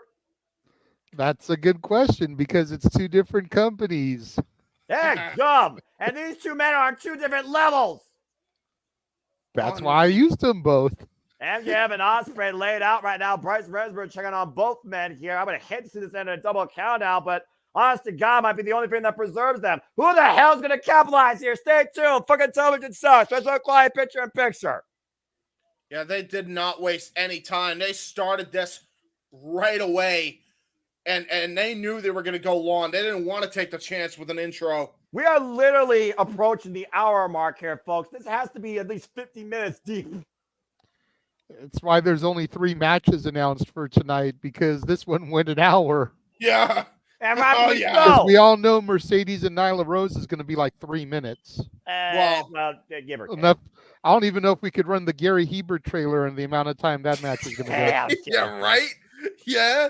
I will say this as Bryce starts his count here. I do want to give a note to shout out to Dawnbreaker D&D. If you're not followed her close-up interview with Renee Burkett, highly encourage you to. She talks about the things that she faced and how she feels right now, what she believes that AEW has been, how proud she is being a foundation of this company, and what she thinks about Mercedes Moné. And she is not the same DMD who you previously saw before she was away. So if you're a fan of Dawnbreaker DMD and the original foundation of AEW, order yourself, go check out that close-up with Renee Burkett. And MJF again, jaw-jacking the fans and yelling at the camera. What the hell you wonder he was yelling there? So you said she talks about what she believes in. Does she believe in Joe Hendry? That's the $1 million question. She didn't mention that, but I know that we believe, especially what happened yesterday on NXT and the fact that he will be involved in the 6-way eliminator match at Multiverse. Again, we'll talk more about that when we play our watch-along trailer and hype up the rest of the week as we continue to see this match unfold. And MJF back in the ring, stopping the Achilles of Will Ospreay. I don't mean to interrupt any conversation as we're in this picture-in-picture, but there was a key thing that happened there. MJF could have taken the count-out win. I think the fans actually got in his head, and he tossed Will Ospreay back into that ring. That's very MJF, not MJF-like from his heel run last year. So that's definitely something MJF I haven't seen him do. The fans are definitely getting into his head. Again, to JJ's point and to my point earlier, bet on yourself. MJF can call himself the best in the world, betting on you know what all that you want, but unless you back it up consistently, not temporarily, you're nothing but smoke and mirrors. You're nothing but all talk and little walk. He definitely has some walk, but he's right now hanging with Will Ospreay close to 60 fucking minutes, but he hasn't beaten the man yet. Hey, if anybody can go 60 minutes with the best in the world, we've seen MJF and Will Ospreay do that and then some. And again, we talked about, both these men's resumes when it comes to championships, both these men's resumes when it comes to caliber opponents, both these men when it comes to timeless moments. But it's one of those things here where I really don't know what your stat this is. We are back here, folks, and it's MJF again, applying the abdominal stretch and using the rope for leverage. Once again, working that left shoulder. Bryce Resberg, though, watching to see if MJF will employ those dirty tactics, focusing to see if Ospreay will verbally tap out here. Again, it's for the AEW National Championship. We are approaching the 1 hour time limit here. Ospreay the champion, MJF the challenger. And I think Bryce just caught the devil red-handed. Well, he didn't catch him, but he moving, so he's asking the crowd if he did something. Problem is that MJF is everybody's scumbag. No one's gonna snitch. Snitches get stitches. Yeah, but again, the referee needs to be aware and caught red-handed. Now he catches him. Yeah, he definitely did. He's gonna kick that rope out from under him. We've seen Bryce do that in the past. Yeah, there he goes. Oh no, he kicked his arm by Ospreay. He kicked his arm like, I ain't having this shit, and I'm not DQing you. This is a championship match, goddammit. Yeah, leave it to MJF to try and take the coward's way out when he can't beat an opponent. Desperate actions here. You know what? Maybe desperate, but it's great heel tactics. Brian Danielson taught us a long time ago, you have till 5. Oh, and roll up, schoolboy by Ospreay. Both these men right now gotta be aware time has to play a factor here. Backslide by Ospreay, 2 count. Oh, Jesus. Headlock takeover, cover by MJF. Head scissor takeover by Ospreay. MJF with the escape. Jackknife float over, cover 2. Ospreay bridges up, though. Wow. Again, going back to the backslide here. Both men driver position. We talked about how much body rotation matters. Irish again on the extended arm. Doesn't leave the clothesline. And MJF. Oh, God! Jesus. Backbreaker powerbomb with the knee for a 2 count. Holy hell! What a power bomb! That was out of nowhere by MJF. Yeah, again, MJF putting his own body at risk here. He uses that out of desperate measures and further compromises himself. Both these men are leaving nothing a chance here in this first time ever singles encounter. Come on, we need a winner here. I don't want to see this end a draw. I don't either. This is too damn good. Let me ask you this, gentlemen. If this ends in a draw, what do you do for the rematch? It's one of those things where I almost wonder, does either man want a rematch? Has MJF already proven his point hanging with Will Ospreay after coming back from injury for damn near 60 minutes? Again, what's more important here, the statement or the championship? And look at this, MJF again getting cocky, and the timer is ticking down. No. Yes, do it.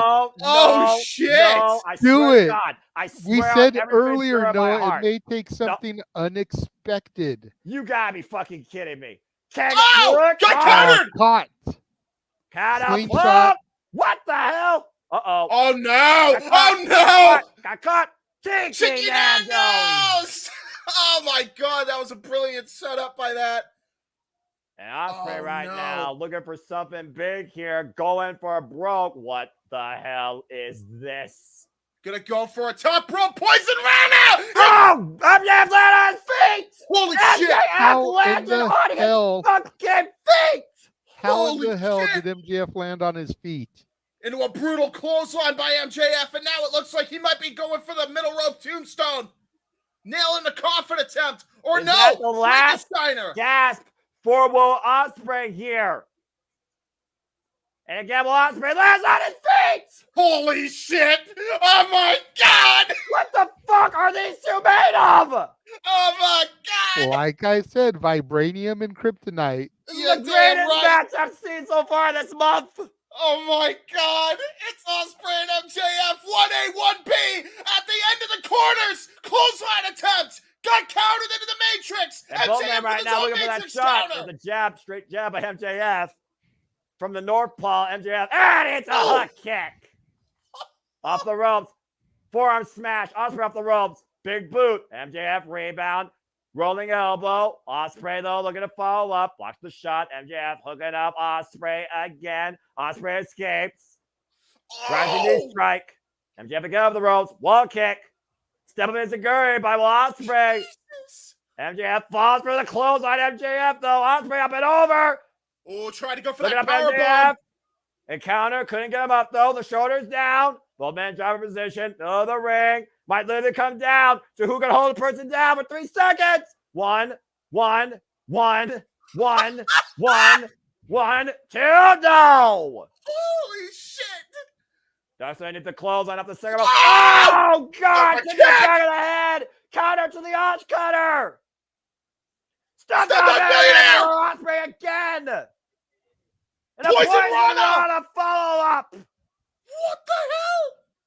This match is insane. Gonna go for the Stormbreaker. Got countered. Forearm shot to the back of the head. Neck, and MJF off the ropes again. What? Fly cover. 2. No. Holy shit. What are these two made of? How many times do I have to say it? Vibranium and kryptonite. Yes, but there's other things. There's enhancements somewhere else. This is truly what AEW has been all about since its inception. The greatest wrestling when they can to the fucking time limit, practically. I'm just going to say this right away. I think one of them has the Infinity Gauntlet. The other one has the Chaos Emeralds. I don't know which one's going to win.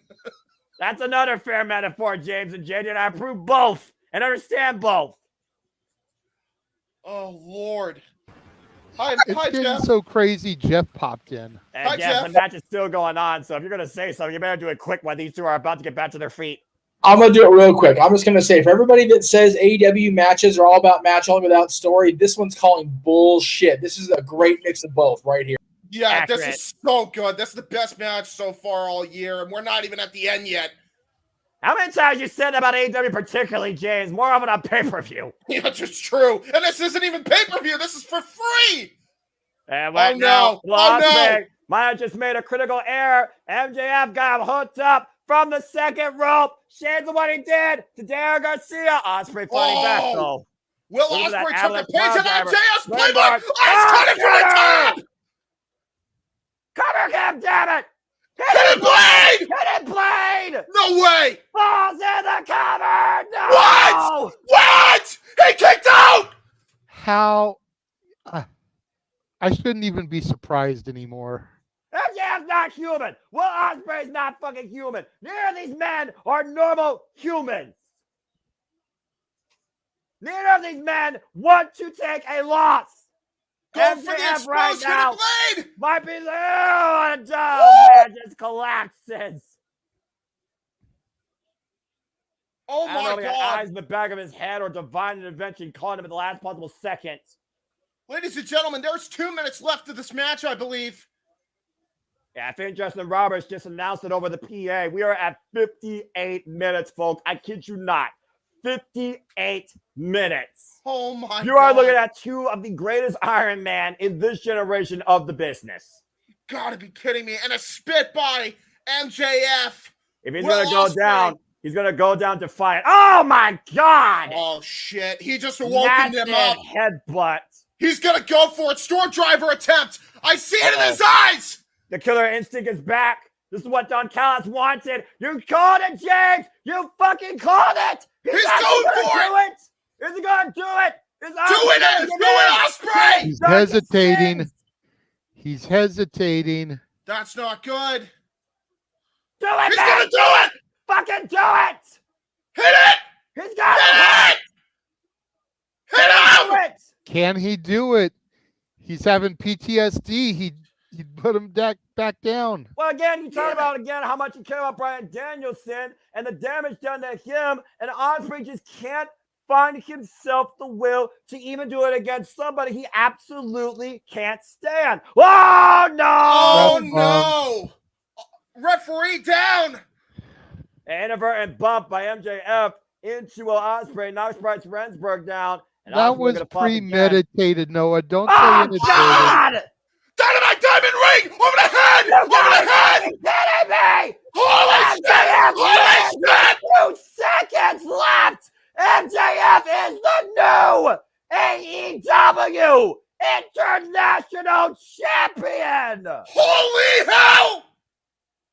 What a photo finish! MJF, the international champion, in what was one of the greatest matches you will ever see in the middle of a ring!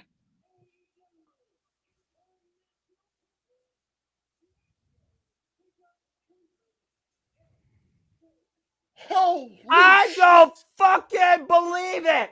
59 minutes, 58 seconds, 100K Dynamite ring finally comes into play.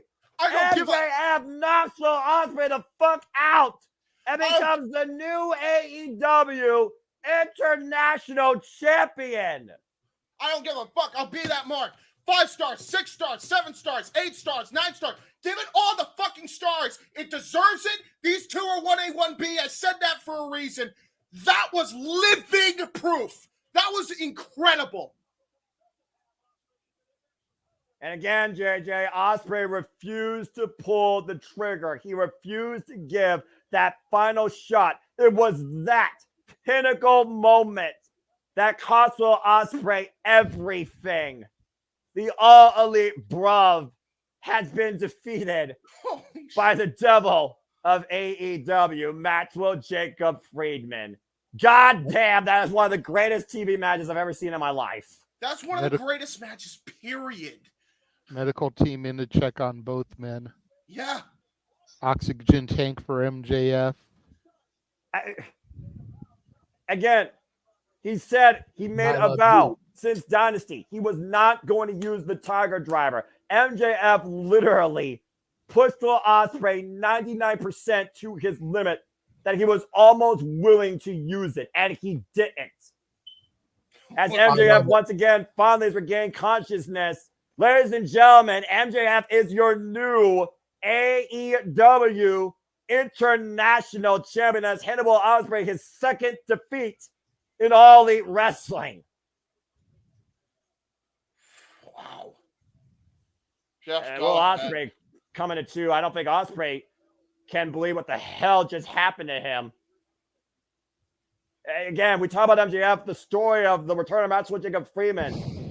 A big fuck you to every fan that turned their back against him, saying thank you, Joe and Ozzy, for getting him in this dynasty that Swerve named everybody but MJF. Talking about Will Ospreay, talking about Kazuchika Okada. When MJF chants were rained out during that contract signing with Samoa Joe ahead of Dynasty, both men just slightly smiled. MJF just proved everybody once again why he is the goddamn best. MJF, the new AEW National Champion. Holy fucking shit. Wow, that was incredible. God damn, that was a good match. That was so damn. Holy shit. That was incredible. Like, It really was. It had no damn business being that good on television, but fuck me, was it ever. That was professional wrestling fucking greatness! Damn it! Yeah. Yes. Yeah. And that was the opener. I was going to say, we still got an hour to go here, guys. We still have Swerve and Okada, champion versus Oh, my God. I forgot Okada was fighting. Son of a bitch. Oh, my God. Holy fucking shit. What am wow. I know. He's probably talking about some craziness. There's Swerve. There he is. Okay. And Mark Briscoe and the Acclaim back there. It's going to be chaotic no matter what. Yeah, I know I should probably listen to what they're saying, but I can't. Let's process. You guys were talking about that when the match started. It's they're going to go out there and go follow that. MJF is Shawn Michaelsing the fuck out of that locker room right now, and you know he is. Do you realize, Jeff, that we just called 2 friends of yours in one of the greatest wrestling matches of all time just now? Guys, yes, sir. Did the Acclaimed just get added to Blood and Guts? They sure do. And again, why both those men just went all in. Let's go ahead and regroup, guys, because again, we're on the road to all in, and we know the main event for that pay-per-view. It will be Swerve Strickland versus Bryan Danielson for the AEW World Championship. But Swerve Strickland is also the leader of Team AEW heading into Blood and Guts next week. To the point, we're getting for the first time ever Swerve Strickland versus Kazuchika Okada in our main event tonight. Champion versus champion. Oh, no. After what we just saw, what the hell else can happen tonight? What the hell is to come here on 250 in AEW Dynamite? Dude, 58 minutes and 58 seconds. I think we all want a little bit of TV time to regroup, so let's go down to the ring for Chris Jericho. Yes, please, Jericho, save us again. Oh my God, I need a break. I can't. Jeritron 5000 in the rain. Oh no! And there's W. Morrissey introducing him. Oh boy. Oh Lord. Here we go. The learning tree has been for the world champion, by the way, guys, for 88 days after sending Samoa Joe, Katsuyori Shibata, and Hook to the hospital. And hold on, right? Bad Apple, Brian Keefe. Here we go, everyone. Hi guys. Hi guys. Welcome to AEW Dynamite 250. It's time for TV time with the learning tree. Hope you're enjoying everything. Thanks for tuning in. Thanks, guys. Hi, guys. Hi, Chris. Jericho here to inject 1.21 gigawatts of electricity into this television show. Damn right. You guys have to leave. He's been for the world champion for 88 days, but if this segment can get up to 88 miles an hour, then we might end up going back in time, gentlemen. That's a Back to the Future episode for y'all, in case you didn't figure that out. Look at the tree! What is happening right now? What is that tree? Dude, James is losing it. James is broken. James, are you okay? It's the goofiest shit I've ever seen. Look at the tree. Is he broken like Matt Hardy? I'm not sure at this point. Would someone give James some oxygen like MJF and Will Ospreay needed? Oh, that's incredible. Oh, that's incredible. Another great TV show from the past. There you go. Come on, James. Pull yourself together. I'm trying. No, Breathe, bro. please keep being a wreck. This is clip worthy. Yeah, that's valid. Dude, that is the most ridiculous I don't know thing. what's crazier, this Derek for Jericho or this ensemble that Brian Keith is wearing. Why is the Toledo apple extra for Mario Van Peebles' posse? Oh my God, Jay, what's wrong with you? I'm saying, dude. Damn it, JJ, you freaking idiot! Why is Carlito's Has apple? anybody ever seen that movie? I've seen it. Welcome to Chris Jericho's Cabana. If we go on the TV and look back at 2 weeks ago when the Wizard burnt Hook's eyes and made him blind after bringing Katsuyori Shibata's arm and sending Samoa Joe through a fucking wall off a forklift pallet Break to the the hospital. walls down. What the fuck's wrong with this man? Look For real, though. W. Morrissey, bro. For real though, the next time Jericho's in front of that tree, look at that apple. It looks like the Carlito apple from his Titantron. That's what I'm saying. I swear to God.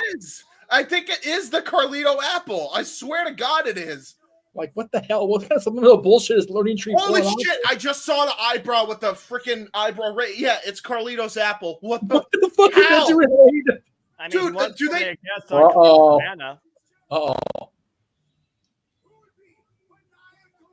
Who be maniacal now? Minoru Suzuki! Oh my God! Oh my God! Oh my God! The king of pro wrestling! Oh my God! Oh my God! I think the learning she's about to be murdered, folks. I think so too. Can somebody please call Chris's wife and kids for me? I don't have their number handy. Like he about to die. One of the most lethal motherfuckers in this business, an all-time legend, former NJPW, never open weight, 6-man open weight, and he's got a contract in hand. By the way, Intercontinental Champion. Remember, Jericho reached out to this man prior to being door, and Minoru Suzuki wanted to do nothing with the learning tree, but he challenged Jericho to put up his FTW title if he wasn't a coward. We never got an answer. And here's the thing, Noah. This is the longest reigning never open weight champion in history, which means this is an FTW. What a thought. Block A The Pablo, the Lonely Warrior. Go ahead. Now, he has experience in these types of hardcore matches. He's done it a little bit for years. This man has fought Mikey Ito, broken her hand. This man brought a gun on a bullet train during a wrestling match. This man nearly killed Asuka, a.k.a. Kana, in intragender action. I'm just saying. Real quick. Next week. Oh, God. Oh, Jesus. Okay. Am I continuing to call Minoru Suzuki versus Chris Jericho next week at Blood and Guts for the FTW Championship? It's what it looks like, Noah.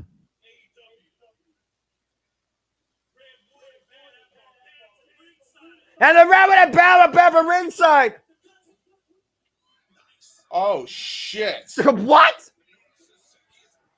Oh, the headbutt. Murder, Grandpa. Murder, Grandpa. Did I mention how much I fucking love AEW? Yeah, there are times where it's great. Well, I mean, what better place for there to be a murder than on an episode called Blood and Guts? I'm just saying. Hey, I'm all about murder when Minoru Suzuki's committing the crime. What? Anyway, bye, guys. Bye, guys. Bye, Suzuki. Bye. Bye. All right, so next week is Minoru Suzuki versus Chris Jericho for the FTW title, and the Redwood and the Bad Apple are banned from ringside. That segment right here was better than anything that the Elite have done this past year. Speaking of. Oh, no. Oh, boy. Oh, Speaking wow. of, That's coming up. Stay there. They appear. Fuck them, but Okada, you're cool. Corbin Okada, best thing in this business. Don't at me. Beach. Hold on, I'll do the middle fingers because this segment's probably not going to go on. I would turn my back, but I'm too lazy to do all that work right now. Thank you, Jeff. All right, I don't have to do that anymore. I'm even more lazy now. Damn. Keep it up. Please keep it up, Jeff. That learning tree segment was better than the Mercedes match will be. That's for sure. Oh, I mean, hey, listen. Hey, Nyla Rose and Mercedes Moné is actually an interesting matchup, to be fair, as far as in-ring goes. I miss Nyla Rose on my television. I think she's so underrated. I agree. Champion of the Twix. Yeah. Okay, but let's be real. Does Nyla Rose have even a 10% chance of winning tonight? Okay, so it's a waste of time. Thanks, Jeff. So it's a waste of time. And JJ said her name, by the way, and there's Mercedes. I'm just on a fucking roll tonight. Yeah, you seriously, are. JJ said the Elite, they appear. They said say Jamie Hayter. Are you telling me that they have to? Oh, God damn it. Now I'm with JJ. I hate her too. Fuck it.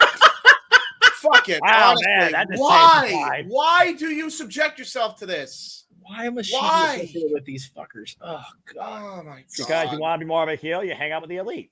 I reckon so. Mercedes at least has good freaking heat when she goes into the ring, except for this guy. These two have no way heat. Okada likes her.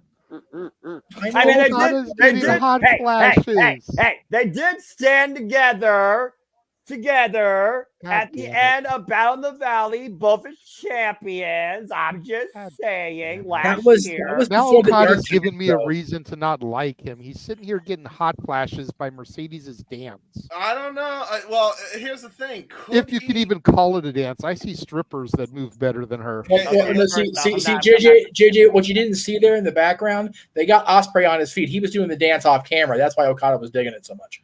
Yeah. Anyway, as we got a moment to breathe, first let me just say again, God damn it, I love professional wrestling. Yeah. What a night for AEW. Right? MJF Ospreay, fucking thank you for my match of the year. And secondly, what a kickoff to episode 250 and many more to come when it comes to Dynamite Instant Classics. That you get for free. Not to mention, we got Suzuki murdering Jericho next week. The Ranger will not be involved, and we're continuing to form out the teams for Blood and Guts. I think it's going to be Swerve, the Acclaim, and Mark Briscoe. They just need to find one more person versus Elite. That's right. There you go. And while Noah's sitting here hyping up next week, Producer Man, why don't you hit the button and show all the other watch-alongs that we've got? Okay, gotta get this one off screen. Go ahead, kill my voice. I dare you. Make the banner go away because I don't know where it's at. Make the banner go away. I got the banner. You run the video. Okay, I'm in the right one. Okay. After these messages, we'll be right back.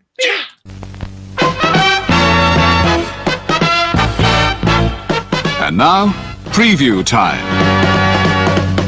So let's take a look at what's coming your way.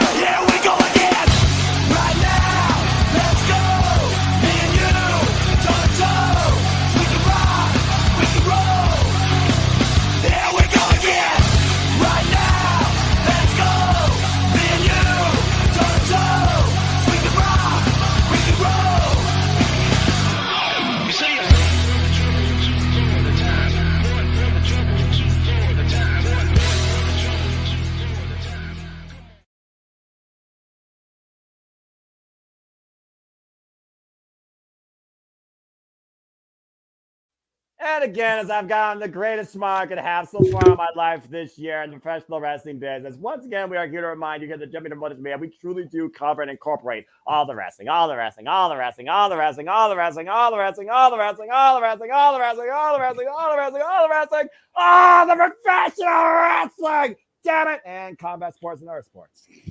Yes, combat sports and contact sports. Oh, good God almighty, I can't breathe.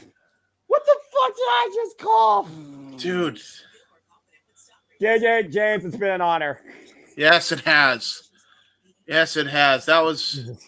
I think that's our best three-man call we've ever had. I think that's fair to say. I don't think that's... That was good shit, guys. Yeah, sitting here on screen, not calling it. That was good shit. Yeah, I did. Yeah, I'm not going to lie. In the history of our three-man calls, that was definitely the ace. So I'd also like to thank... I do wish I was a little bit more involved because I did let that opening kind of ruffle my feathers and take me out of it. But other than that, I agree.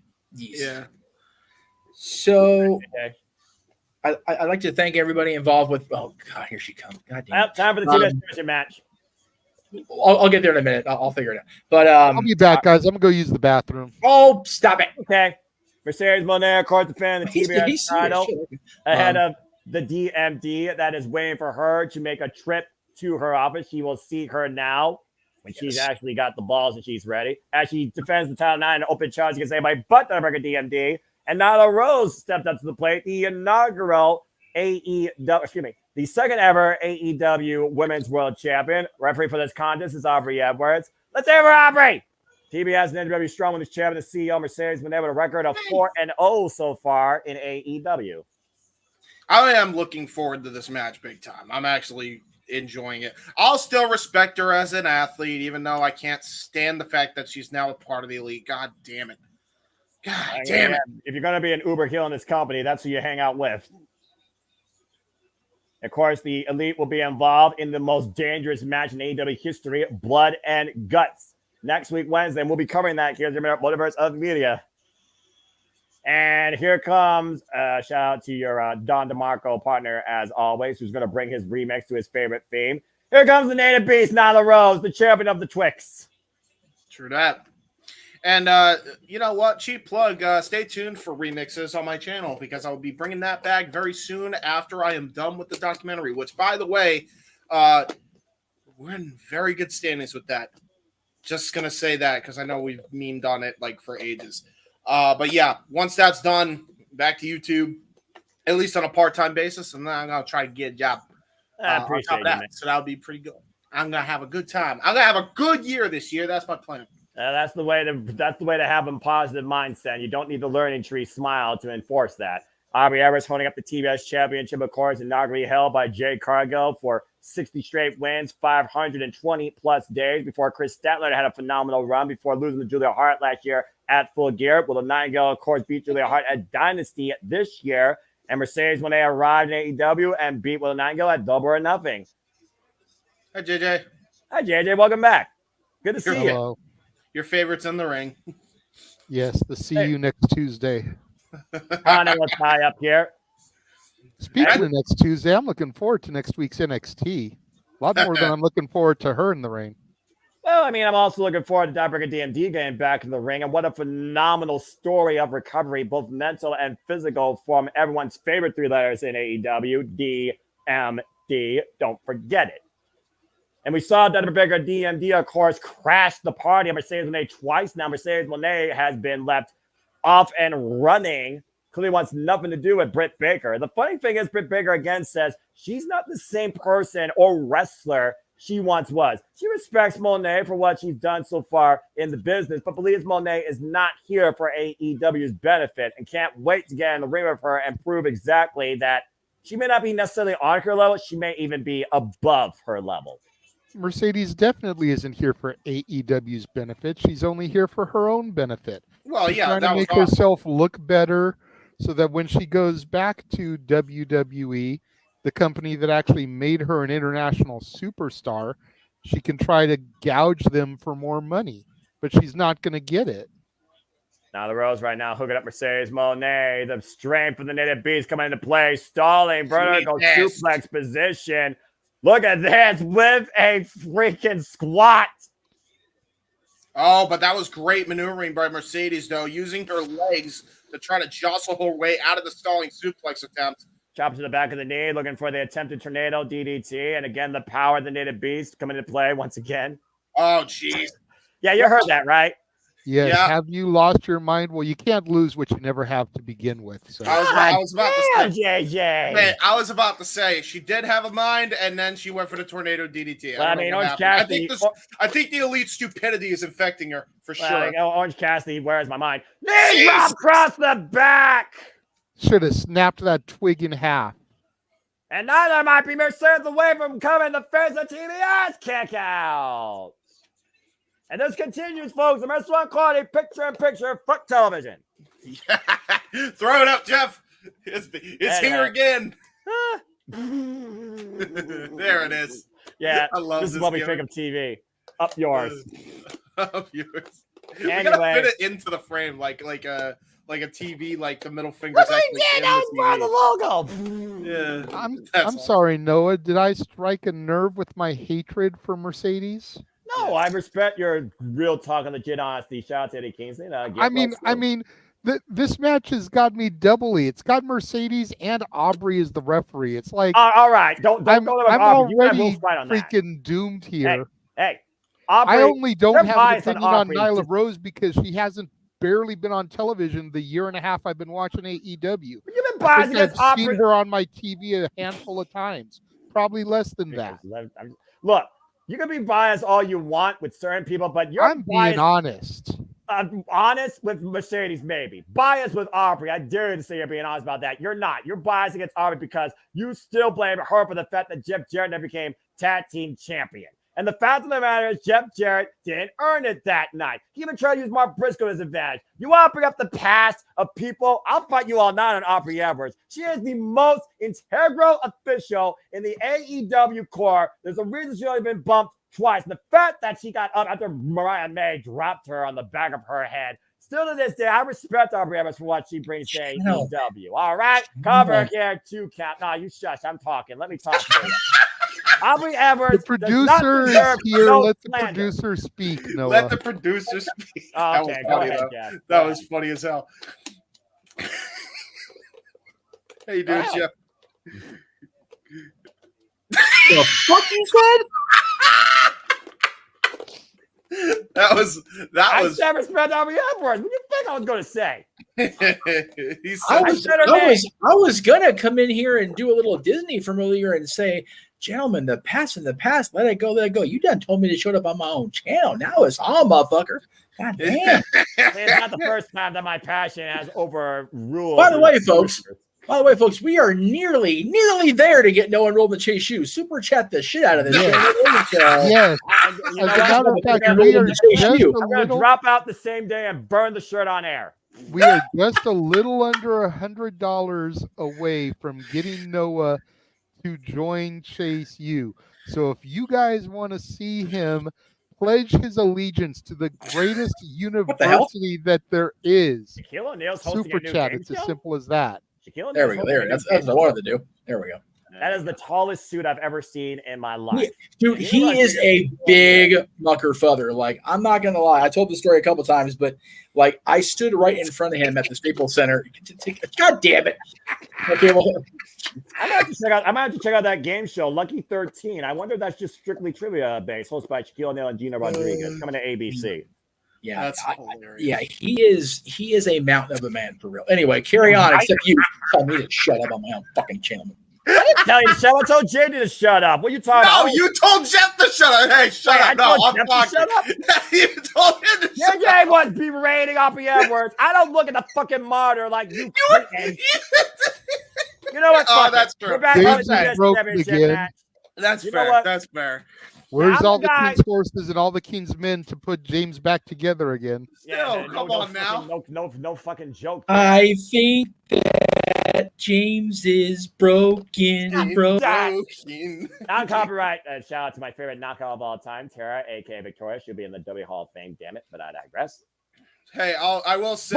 God, nice suplex by Nyla Rose. I will we do have a wrestling match on our screen here, folks. Let's get back. Oh, is that what you call this? Well, I mean, Nyla Rose it's gone long enough to actually have a commercial. Well, Nyla Rose, a former AEW Women's World Champion, I think we should give her that respect. Previous challenge to Athena for the Ring of Art Women's World Championship and a first ever 2 out of 3 false tables match. Of course, Athena will be defending the Ring of Art Women's World Championship at Death Before Dishonor against Queen Aminata, who probably has the most lethal big boot in the business. Oh no, cannonball attempt. Oh boy. Josh! Jesus! Crushing the CEO. CEO might go bankrupt here. Cover, deep hook of the leg, 2 counts. Hey, the CEO's diamond studded on her tights. We're gonna have diamond pancakes for breakfast. Because you got flattened like one. I don't consider diamonds part of a nutritious or balanced diet. I don't know what you're trying to do here, James. That's true. I don't want to know what it would be like to swallow a diamond. I feel like that. I'm sure there's somebody on the internet that's done that for some reason. Yep. And regretted it. Well, you've never had Blue Diamond peanuts? Wow, man, big splash out of the corner. Great Vader bomb. I'll give her that. Falls up again. Ooh. To the side of the head. CEO taking control. Again, folks, we are just having fun here. United team. We're calling AEW Dynamite 250. And right now, Meteora, single knee drop, caught a single shoulder, 2 count. Yeah, I was about to say she did not get all of that Meteora and didn't get all that cover either. Yeah, It well, didn't again, even look like a meteor. It looked like, here, let me sit. I mean, she got one knee on the cover, to your point. Poor position there by the champion. Now looking to hook her up for the Moné maker. There is no way. No way. You're better off going for the bank statement at this point. Well, I mean, yeah, bring the native beast down to the mat. Take out her base. That's how you beat a bigger opponent. I mean, it's wrestling 101, right? And the crowd is standing for both women here. I'm surprised. Well, again, Nyla Rose is an AEW original as we celebrate AEW Dynamite 250 and the history of this women's division with all-time great champions like Carl Shida, Live Dynamite Banker, DMD, and of course the current AEW Women's World Champion, Timeless Toni Storm. You gotta be freaking kidding. What the hell is this? That is a studded glove, and I think she's looking to send a message to one person that knows how to practice dentistry. And I think Mercedes Moné is about to tell Nyla Rose to say, ah. Oh, God damn it. JJ, go ahead and talk if you want. Mandible clause applied here by... I was going to say lay off of Mercedes, but nah. She's using Brit's move. Nah, get up all in her shit now. Fuck that. Renegade's Rage has been engaged. Feel free to unleash it after this win as she transitioned out to the bank statement. And Nyla Rose taps. Okay, JJ, floor's yours. Yeah, no. Complete and utter waste of time. Yep. Let's put it politely. Mercedes Moné still the TBS this champion. heifer off of my television screen. All right. Let's tranquilo, mi hermano. Ooh, you just said Renegade's Rage. I didn't know how far I was going to go. I don't want us to get flagged on YouTube for that's now. You unleash my rage, then you tell me tranquilo. I didn't think you were going to go that far. Hey, look, there's a Sting fan. And that's Brit right there. Wait a minute. That's definitely Brit. Yeah. Hey, folks, I think the doctor will see her now. Get her, Brit.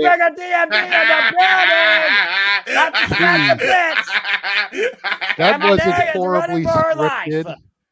I don't know about that. And the staff right now protecting the CEO. Probably special call from the Elite. Creating separation here. This match has to happen in Wembley. Gotta keep them separated. How long, guys? How long can the CEO keep running from the DMD? She's got to face her eventually in that ring. Oh, we will. The CEO can run as long as she wants. She's got creative control. Now, we don't know that for sure. No, we definitely. She has said it in definitely interviews. know that for sure. Change gears to some of that matters. Let's talk about the Owen last week and the women's. There we are. Mariah May has booked herself for a timeless encounter on her ultimate way towards stardom with the most evil and glamorous betrayal we've seen ever in AEW history. Bloody brilliant. Pun intended. Oh, yeah.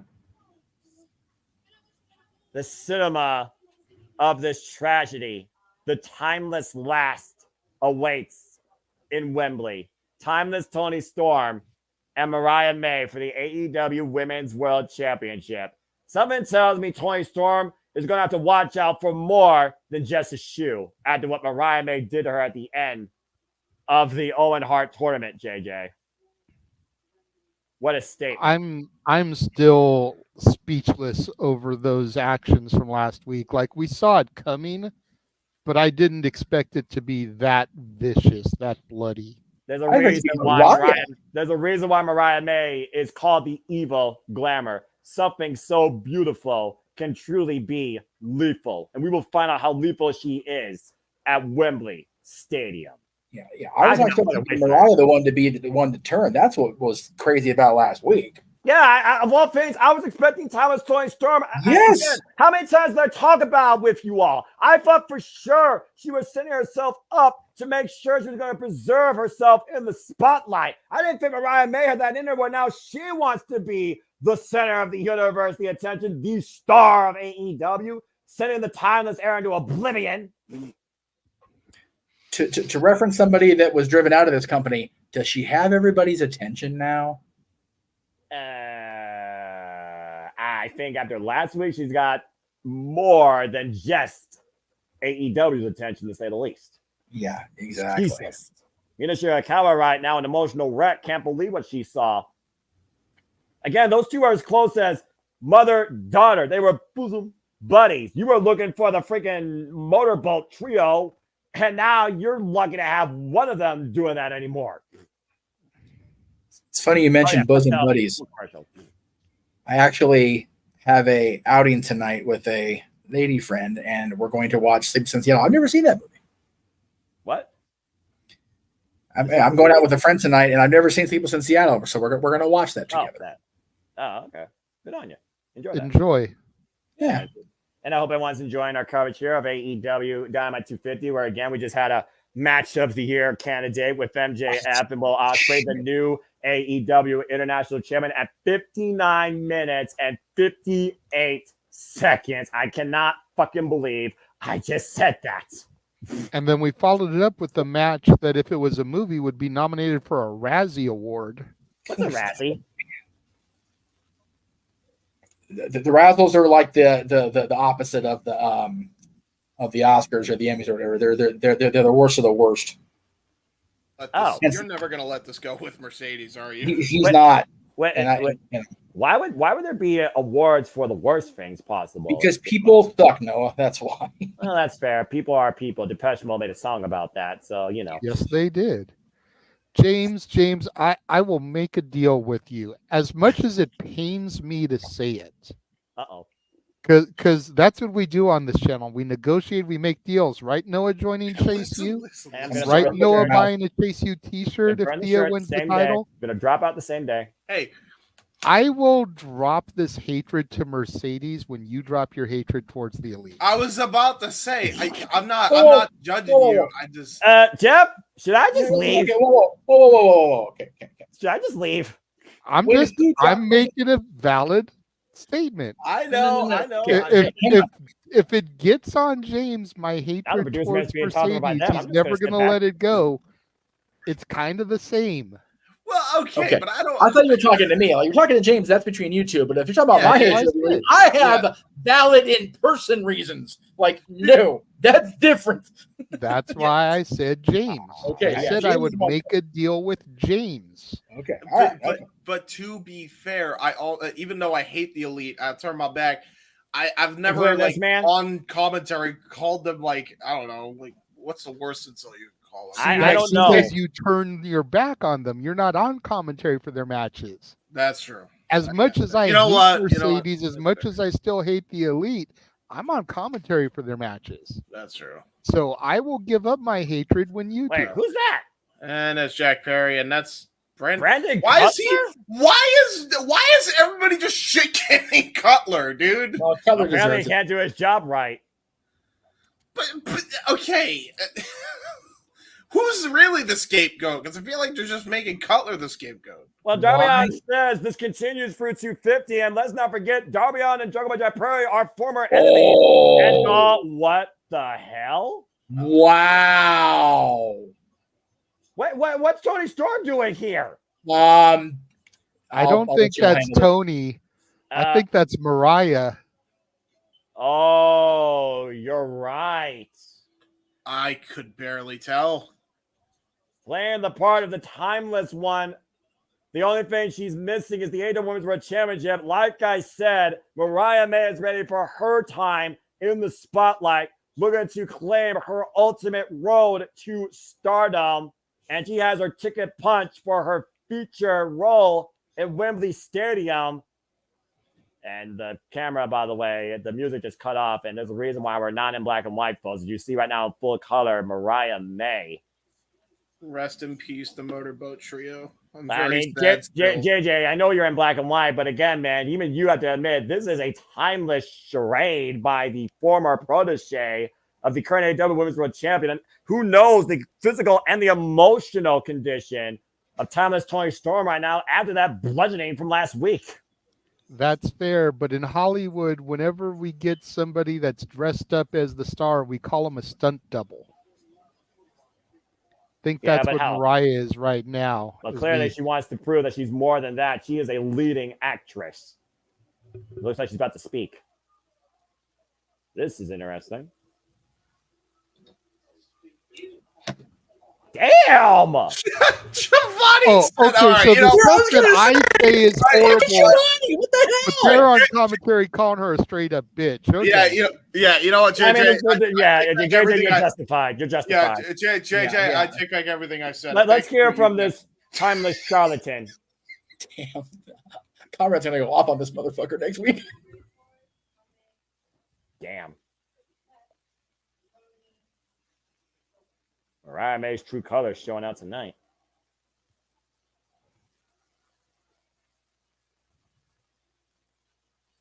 Man. Woman so desperate spotlight. She was giving it all away. Never realized it.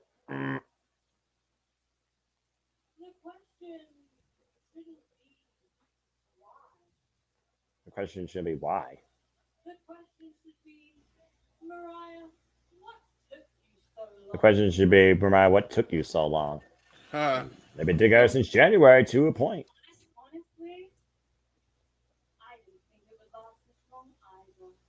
Oh, damn. Didn't think it would last this long either. It was so easy. Oh, Jesus. Oh, yeah, she was.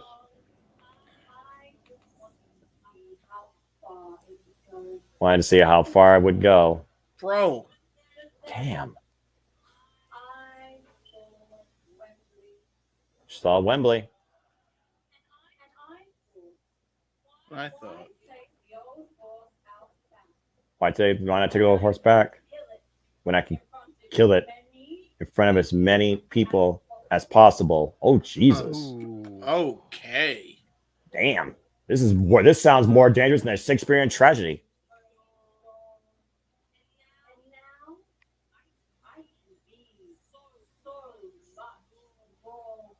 She could be so much more. Not gonna lie, she does look quite incredible tonight. Don't worry, Tony. I still love you. Love is such a weird ass word. There's the sign looming, folks. AEW All in London, Sunday, August 25th, Wembley Stadium. For those that don't know, Mariah May is from the UK. They want the real Toni Storm. I think Tony Schiavone has developed a personal appreciation, not as creepy as Nigel McGuinness, for timeless Toni Storm.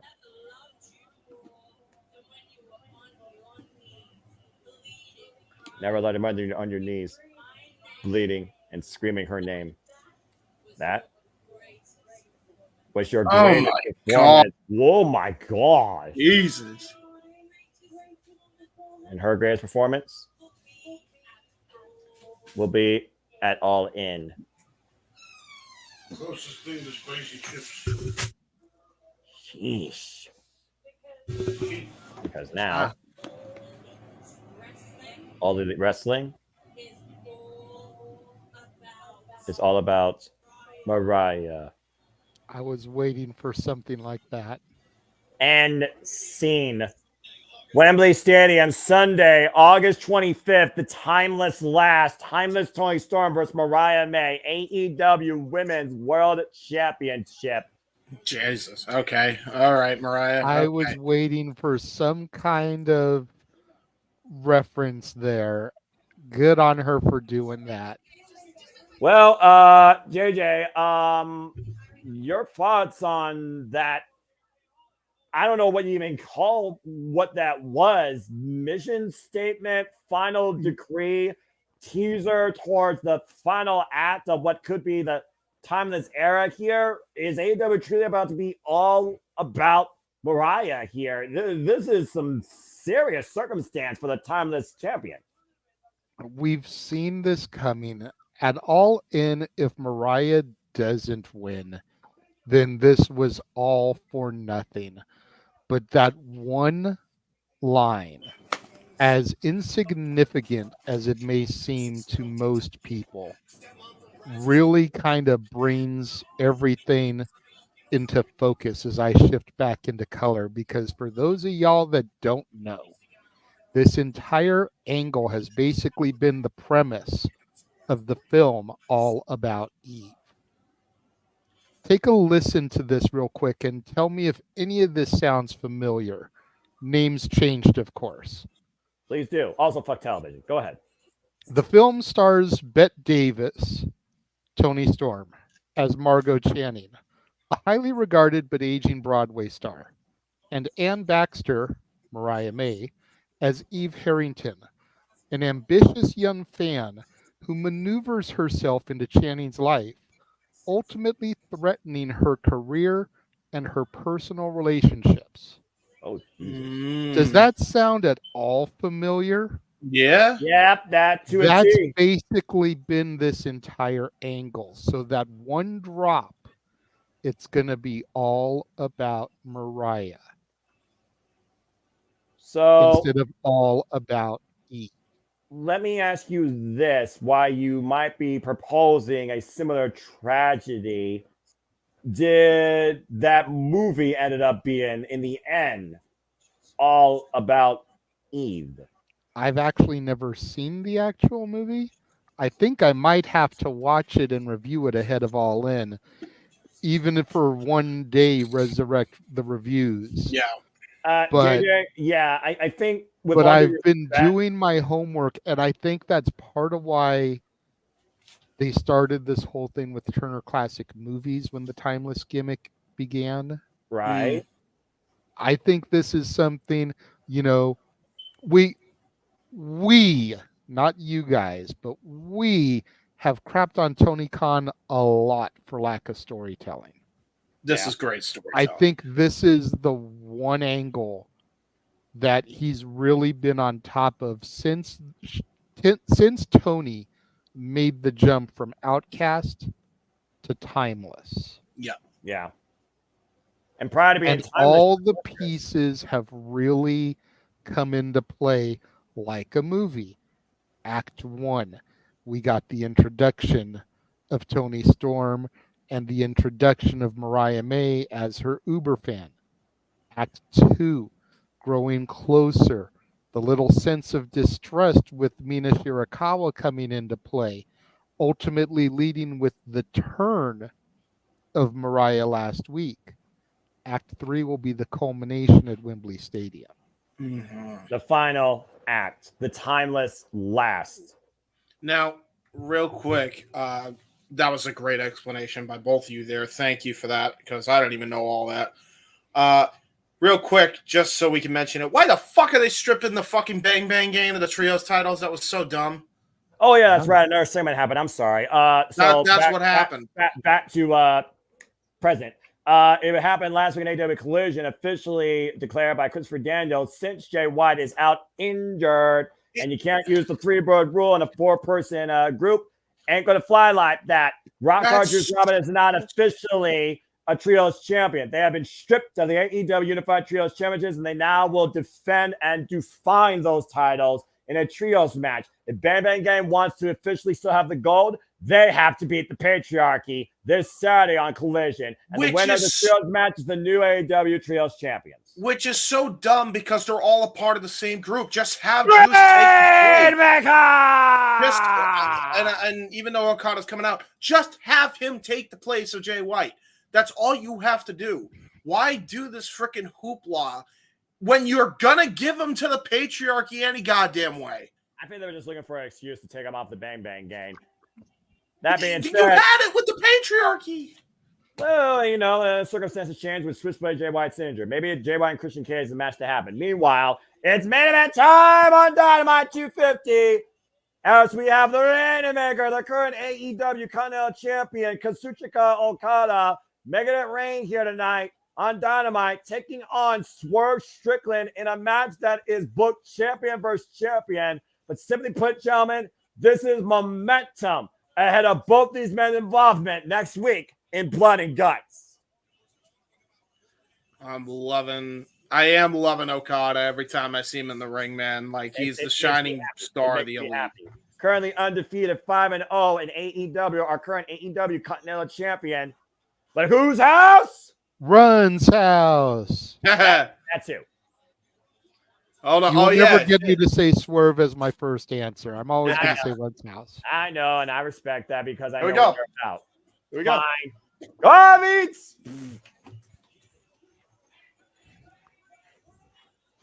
Prince Nana, of course, accompanied Swerve Strickland, who has been leading this dynasty ever since becoming AEW World Champion at Dynasty, with defenses against Kyle Castagnoli and freaking Will Ospreay, amongst others, Kyle Fletcher. And of course, Swerve Strickland says he's going to do one of two things that Bryan Danielson was unable to do, and that was lead Team AEW. Yeah, get it on there, woman.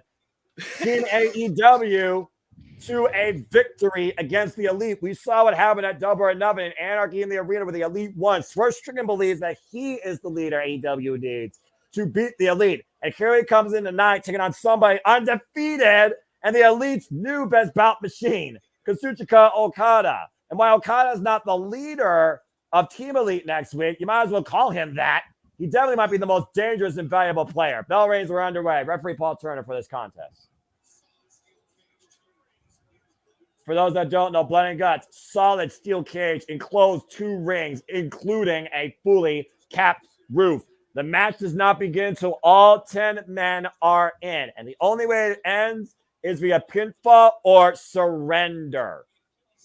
So, yes, for those of you at home asking, Blood and Guts is War Games. Wait.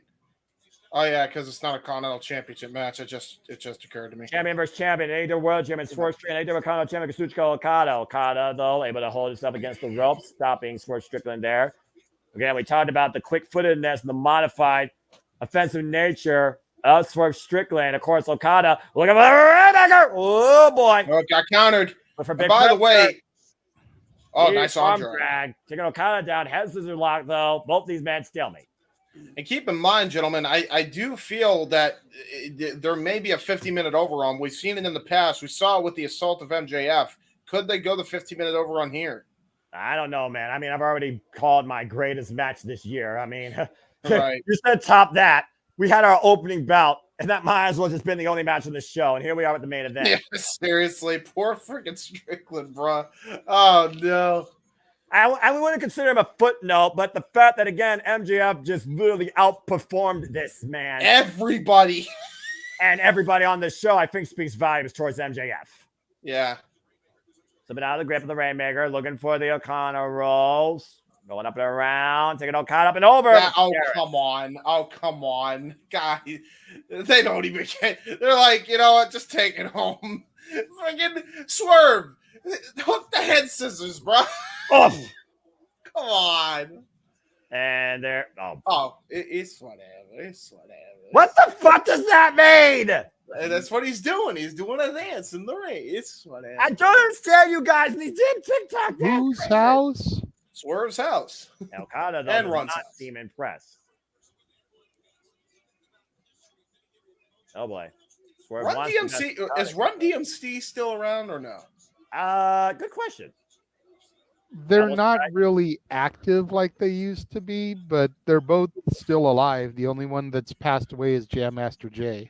Okay, so we can get the rest of Run DMC hopefully in a great entrance for Swerve at Wembley. Are you trying to book Swerve to bring that would be awesome. Run DMC at Wembley. Whose house? Oh, good Lord. Swerve and Run's house. It's the midsection of Kazuchika Okada here, and you got to imagine, if nothing else, these men are jockeying for advantage in next week's report. Whoa! In Blood and Guts. Flapjack by Okada.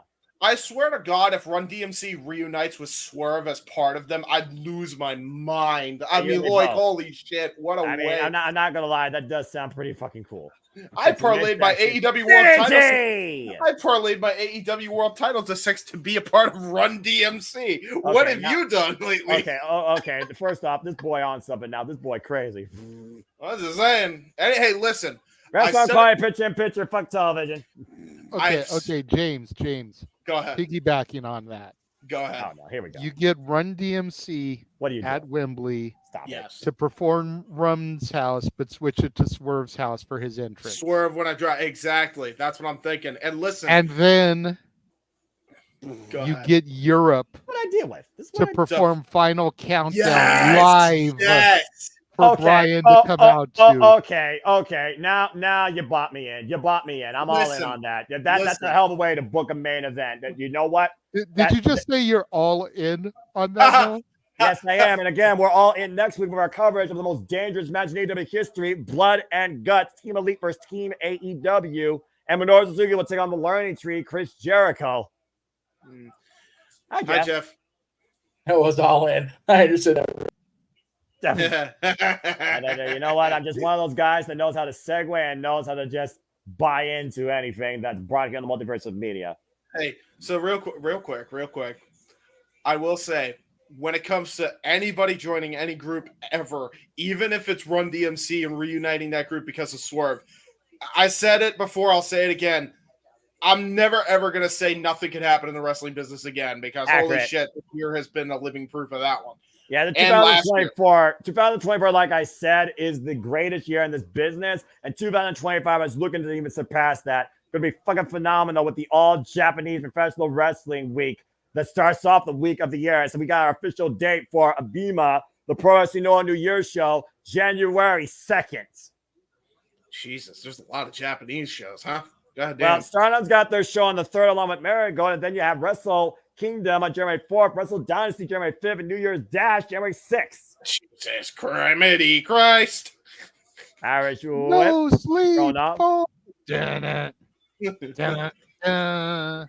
multiverse.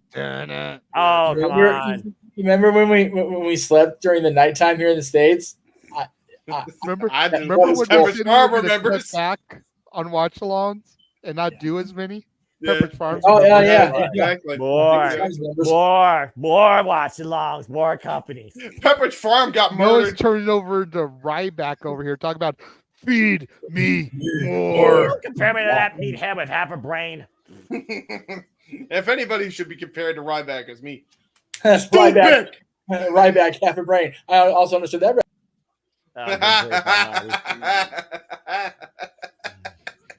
Again, thank you, folks, for tuning into our coverage of AEW Dynamite 250. Hope you enjoyed everything you heard. Please like, comment, tell friends. We cover all things wrestling here. And again, right now, Swerve and Okada just teeing off massive uppercut by the Rainmaker. Thank you again to those that are crunched across all outlets. And again, if you want to dictate the conversation, don't need to dictate. Don't Network, Casting Studios, Good Cherry Brand, Super Chat, truly as simple as that. And what freaking match of the year candidate to kick off 250, we had MJF beat Wasp. We had 59 minutes, 58 seconds. Brand new AEW International Champion. Mercedes Moné got punked once again by the Dr. Britt Baker, DMD. We also saw Mariah May, basically her mission statement, or honestly her script proposal, for the last timeless encounter with Toni Storm that awaits at Wembley Stadium. And now we have our main event here. Oh God! It's both men jogging for momentum ahead of Blood and Guts next week. And we'll cover that here in the Multiverse of Media. So much more to come here in the Multiverse of Media. Stay tuned for further details once this presentation concludes. Back here once again, AEW Dynamite main event. Irish Whip, reverse Irish Whip, Swerve from the corner. Okada looking to follow up. Runs into a boot. Drop kick! There's the drop kick, baby. I gotta call these one Okada drop kick every match, damn it. Best drop kick in the business. Don't at me. Continue. Yeah, if you don't have to have the middle finger for the TV, we can get back to the network. Yeah, go ahead, Jeff. We're back on the show. That is funny, though. I love that. I love that gimmick so much. Yeah, and again, for life, fuck television. Okada and Swerve on the apron right now. And again, JJ, we talked about the resume of both these men. We also talked about, though, how far Strickland's willing to go to get what he wants. And again, we saw how far he was willing to go to get this championship.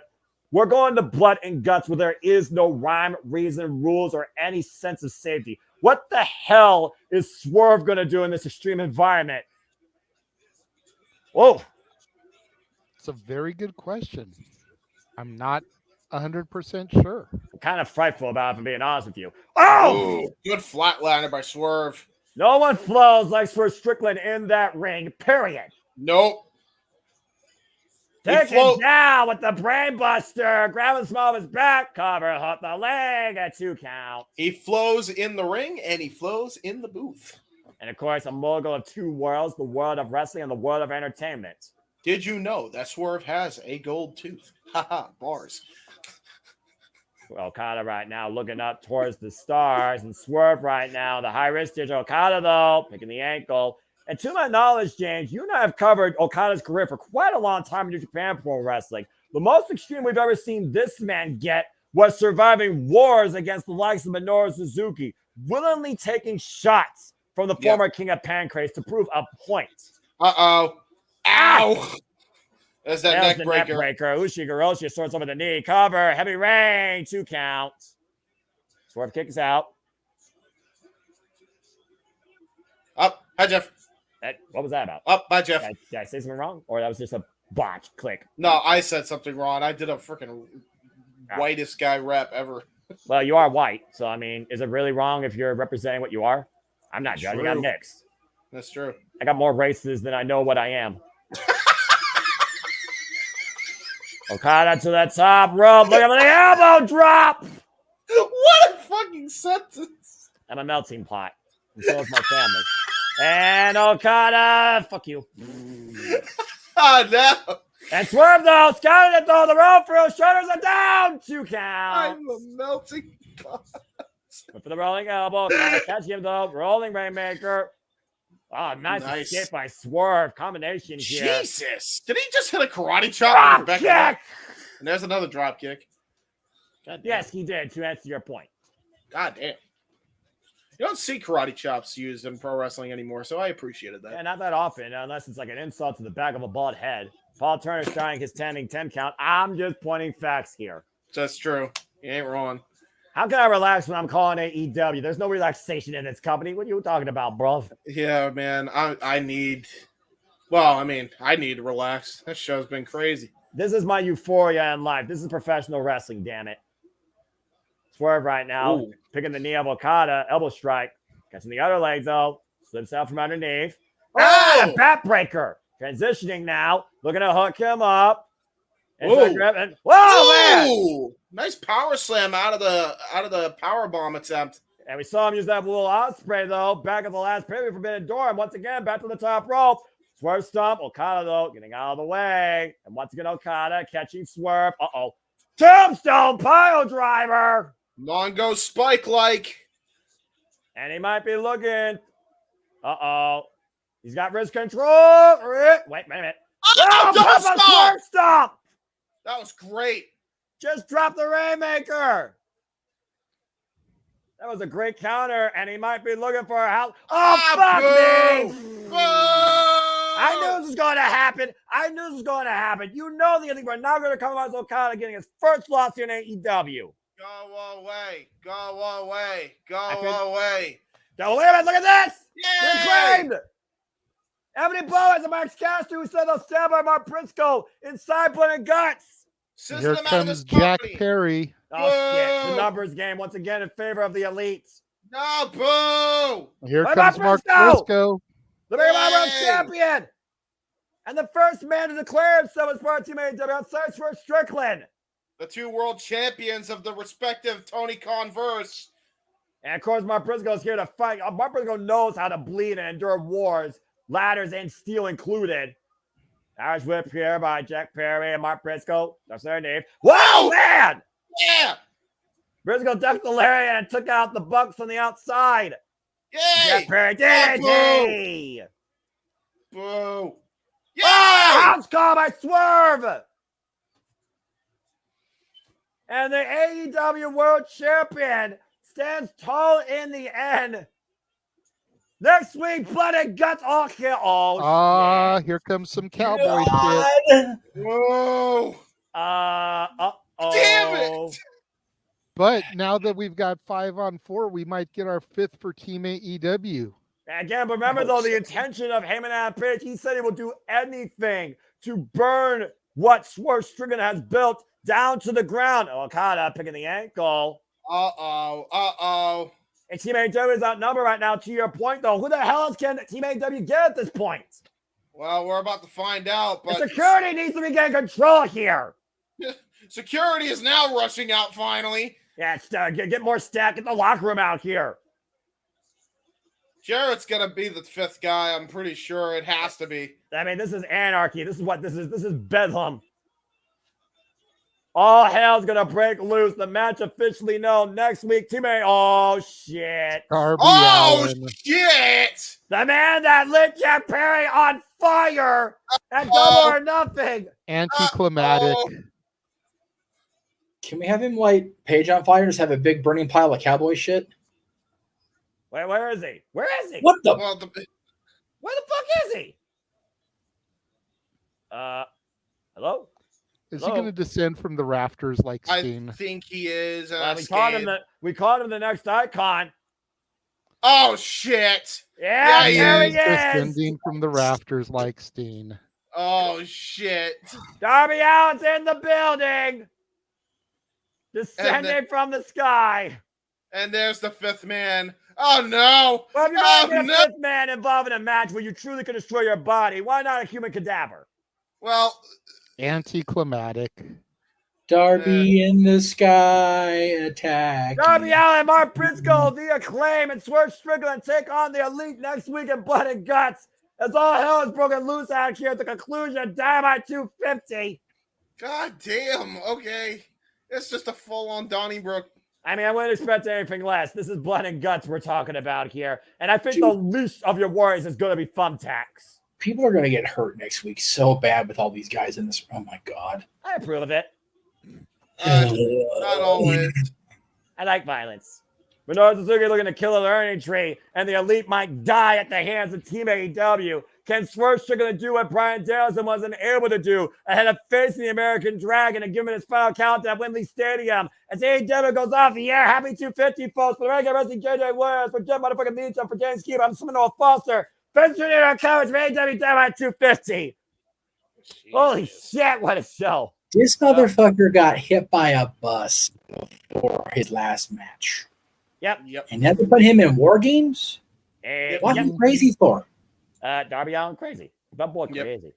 That boy crazy. Well, apparently so are we, JJ and Noah and James, crazy ourselves. And I say that because thanks to the scheduling of the various wrestling companies around the world,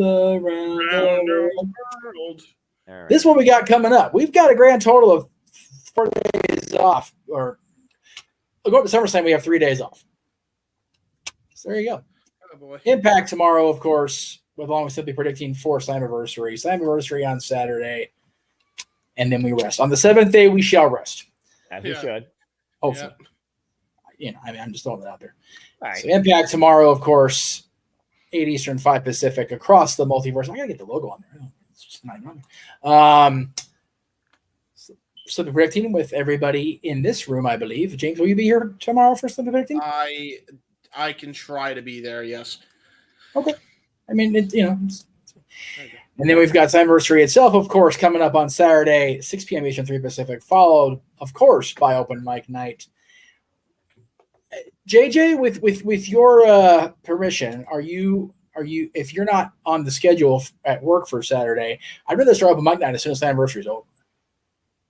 I figured that's what we were going to do anyways. That's what we usually do. We just immediately transition. Yeah, we usually go straight from pay-per-views to Open Mic Night. Well, I was figuring if they go more than 3 hours, obviously we would start. But if it went less than 3, we'd have a little bit of a break. But that's cool. I'm good with that. Yeah. Meetings, of course, on Monday, as I do. Stat Boy Sports Bar is scheduled, and I say scheduled, to return Tuesday, 7 Eastern, 4 Pacific, which will be followed by another round of NXT coverage across the multiverse of media. That'll be at 8 p.m. 7:30 Eastern, 4:30 Pacific. Y'all do your little preview hype, you know. And then we just go into all the days. AEW Blood and Guts! Death Before Dishonor, UFC 304 with Walter, Josh Barnett's Bloodsport 11, thanks to GCW. There's just something predicting for Death Before Dishonor in there. Yep. It just, like I said, we are never ever gonna sleep again. And it's okay. No, it is what it is, kids. They'll be sleep. We'll figure out ways to sleep. If they could sleep on planes during travel days, we could sleep in between shows or ahead of show coverage. It's very simple. I'll just make sure I take naps during Mercedes Moné matches. JJ, I love you. Never change, man. Know that I always admire you. And I'm always going to bash you whenever we talk about Aubrey Edwards. Maybe never stop conflicting with each other. Well, I mean, if Aubrey would if she actually would stop screwing, if she would stop screwing Jeff Jarrett, I would stop giving her shit. Why don't you stop it? She did not screw Jeff. No, we are not going in that tonight. Go ahead, Jeff. Jeff Jarrett is Karen's job, okay? Seriously. For real. Ooh, spicy. Okay, Spicy. we're trying to keep. I see content on a Wednesday. How you doing? How you doing? How you This doing? is something that you can't teach. I'm just saying. Anyway, continue, Jeff. What you say? Oh my gosh. I was giggling too hard to pay attention to that. Let's move on. Continue shilling. Well, no, I mean that's it. We're good. Just all the shills. No, there's never ever a lack of wrestling, and I'm here for it. Yes. Yeah, we found out exactly during the Greg Cherry show. It's like we talk about anything else and we just get heated, because especially with what's going on in the political world. But man, we get into wrestling, shit, everything gravy, baby. Yeah, damn fucking right. I love it. So, are we talking brown gravy or country gravy? Is it depends what company we're calling. Like tomorrow, we're calling TNA, covering TNA, so it could be country gravy since they originated in Alabama. That's true. Alabama. There you go. What? I totally ripped that off from one of the Conrad shows. I don't know which, but he's from Alabama, so I'm just going to run with it. Alabama. I like it. Alabama ding dong. JJ, Walla Bing Bang. Walla Bing Bang. Walla Washington. We're going to keep segueing. We're going to fuck off the air. We're just going to be segueing all night. I mean, all you got to do is push the damn. All you got to do is push the damn button. I don't want to push the button. I'm enjoying the conversation. No. But yeah, what conversation? Impact. The $1 million question is will tomorrow's Impact lead us to booking the following week's Impact as well? Oh my God! I mean, at this point, fuck it. At this point, if the multiverse wants it, I'm the voice of the people, right? I mean, they call for NXT if they want TNA, and TNA actually doesn't give us something to really sink our teeth into, considering it's the fallout of one of the biggest pay-per-views, which kind of sounds like incontinence itself. I mean, again, I'm the mammoth that will cover all things wrestling 7 days a week. Shout out to the AEW family. And this right here just hyped me up to push myself to cover even more wrestling, AEW and beyond, because tonight was fucking phenomenal. That was such a great Speaking of, when are you doing something with your ATW fam again? I don't know at this point. All right, fine, Jeff. You freaking called for it. Something. Anyway, probably when we're not covering freaking Dynamite, because usually we do the impromptus after Dynamite on Wednesday night, but goddamn, these Dynamites have been fucking insane. Me and him might get together on Friday night and just do a little thing I recorded. I don't know. Pick a day. So we'll see. I don't know. Maybe a Friday. I'll keep you posted, because there's been so much fucking shit happening in all things wrestling. Golly, I'm ready to go impromptu with the family again, as long as they're to avoid politics and being chaotic. Yeah, please. And I'm ready to watch the video of you guys going impromptu, because y'all are fucking nuts. Yeah. I'm the moderator of that madness. I thought an episode of Open Mic Night was crazy and chaotic, and then I popped in for an episode of the impromptu and dealt with Eric. Eric is welcome to my world. Shout out to TNA Train, though. We need you to come back to Open Mic Night. Yes, now wake yourself up, brother. Be part of the Saturday Night Shenanigans. Amen. Love you, man. But also, Eric, we love you too. But again, Eric, I can't stress enough. Protect your mentality, bruv. Here's the problem. His mentality's fine, because I think he gets a shit-eating green at watching the world burn. I'm gonna be honest. That's kind of the vibe. Based off of what I've seen, I think Eric gets a kick out of watching Noah react to the shit that he comes up with. Yeah, he did that. Well, at least he can't use the yay alley against me anymore. So I mean, there's that. And if Timeless Toni Storm loses the championship, there's going to be no more ways of saying Rampage, Collision, and Dynamite in a fancy way. My word will be normal, and I will say, suck it to the entire AEW family. My normal ways. It's all right, because come Great American Bash, Noah may have to purchase a T-shirt.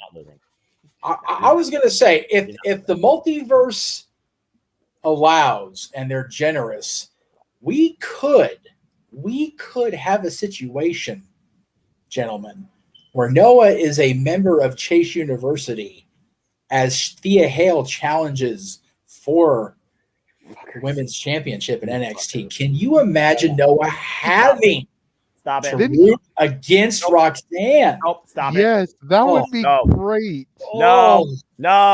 But only you guys can get us there. Save your money. It's the end of summer. Go on vacation. That's go right. to an actual beach. We don't know which Take a plane trip. week they're going to do Go to that Disneyland. match. Will it be July 30th or Go to August the pier in San Diego. Go to the zoo. So we need to get those. Forest fires, folks at home. Go listen to Only Celine you can Dion. start the dumpster fire of Noah having to be part of JSU. No. Go check out the Statue of Liberty. Go to the top of the Empire State Building. Go get a deep dish pizza in Chicago. Listen. Go to Georgia. Georgia. Everyone shut the up and sit down. I'm already sitting though. That's like she knows all the fuck she wants. I'm still not buying her being Roxanne Perez. Listen. I'm even a Chase U supporter, and I don't even watch the product every week. I'm just saying. Good for you. That's your choice. That is true. And it'll be Chase your U choice. is awesome. No, it is.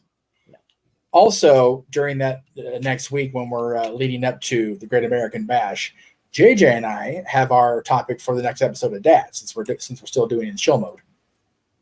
Ooh, there you go. There you Interesting go. choice there. Now, clearly not at the same time, but I like what you Well, did. no, there were a lot more on this list than I thought there were. Right? So I was like, all right, well, I've dug myself the hole. Fuck it. I assume There's only one person to hold both at the same time. yes, and that would have been Edge. Yes. Correct. Our superstar. So right there, he's got to be number one because he's the only person to hold them both at the same time. I mean, that puts him in a different class, to be fair. He But, unified it, I If, think. if anything, he'll be honorable mention because while he was a good Intercontinental champion and a decent U.S. champion for the brief time he had it in 2001, I think we can all agree that Edge's World Championship reigns has eclipsed anything he's done. So, but he will be mentioned for sure. I've asked for Greg's input because he is a mega fan of the Intercontinental Championship, and he's given me a few to rattle off since he won't be part of the show because he's not one of the dads on wrestling. He's not a dad, sad. Well, no, I mean he has his fur babies, so that's everybody's got their thing. So, but he won't part of the show mainly because we go so early in the afternoon on Thursday. By the way, let me point that out again, everybody. We'll be on Thursday next week because Friday there's a combination of scheduling conflicts and Friday's going to be Death Before Dishonor, so we're going to be fucking bananas busy anyway that day. We're going on Thursday because Jeff doesn't have content on that day, and he wants to have content every day. So we're going on Thursday. I mean, that's kind of like the purpose of a multiverse, right? You want to try and have That's content. what you predicted. I mean, you know. Plus, I'm scheduled to work on that Friday, so There you it actually ends up working out for me. Yes. He's all good. But yeah, we're going to be talking about that. I'm looking forward to it. We've all in this room have long touted the Intercontinental Championship as the workhorse title, the chief stepping stone to the WWE or World Heavyweight Championship. But the U.S. title, especially in WWE, kind of gets a little lowballed. And I think that if you go back through that history of that championship, there have been some bomb-ass U.S. champions. Yeah, that's fair. I'll give you that. I'll give you that. There's one that's Are we only going off of the WWE lineage, or are we going to WCW also? I'm going back to the lineage of the championship, going back to 1975, and hence some Harley Race. Well, that's way before my time, but even I recognize that with all the history we've done with Harley Race, talking about the NWA, and I respect that. Yeah.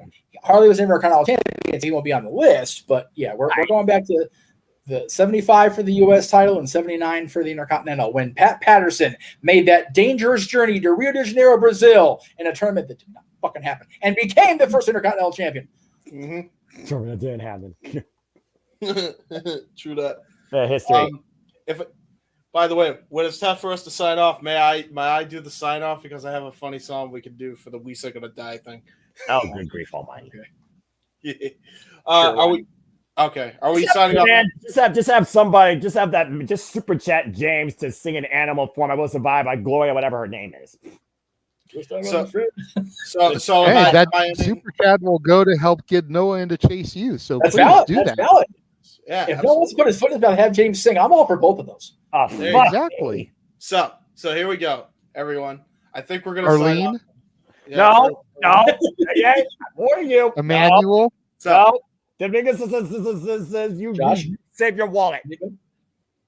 So for the Renegade of Wrestling, JJ Williams, for the man who's on the marquee, Jeff motherfucking Meacham, and for our play-by-play man extraordinaire, Mr. Simple Man Noah Foster, I am the He-Man James Hebert, and until next time, we gonna die, and we have no alibi. We dying. Yeah, we dying. Noah, you know what you need to say to him. As you wish. Damn it, James! You freaking idiot! Bye, everyone. Good night, everybody. The Jeff Meacham Network's Multiverse of Media. For over 15 years, the recognized symbol of excellence and the standard bearer in coverage of sports and entertainment.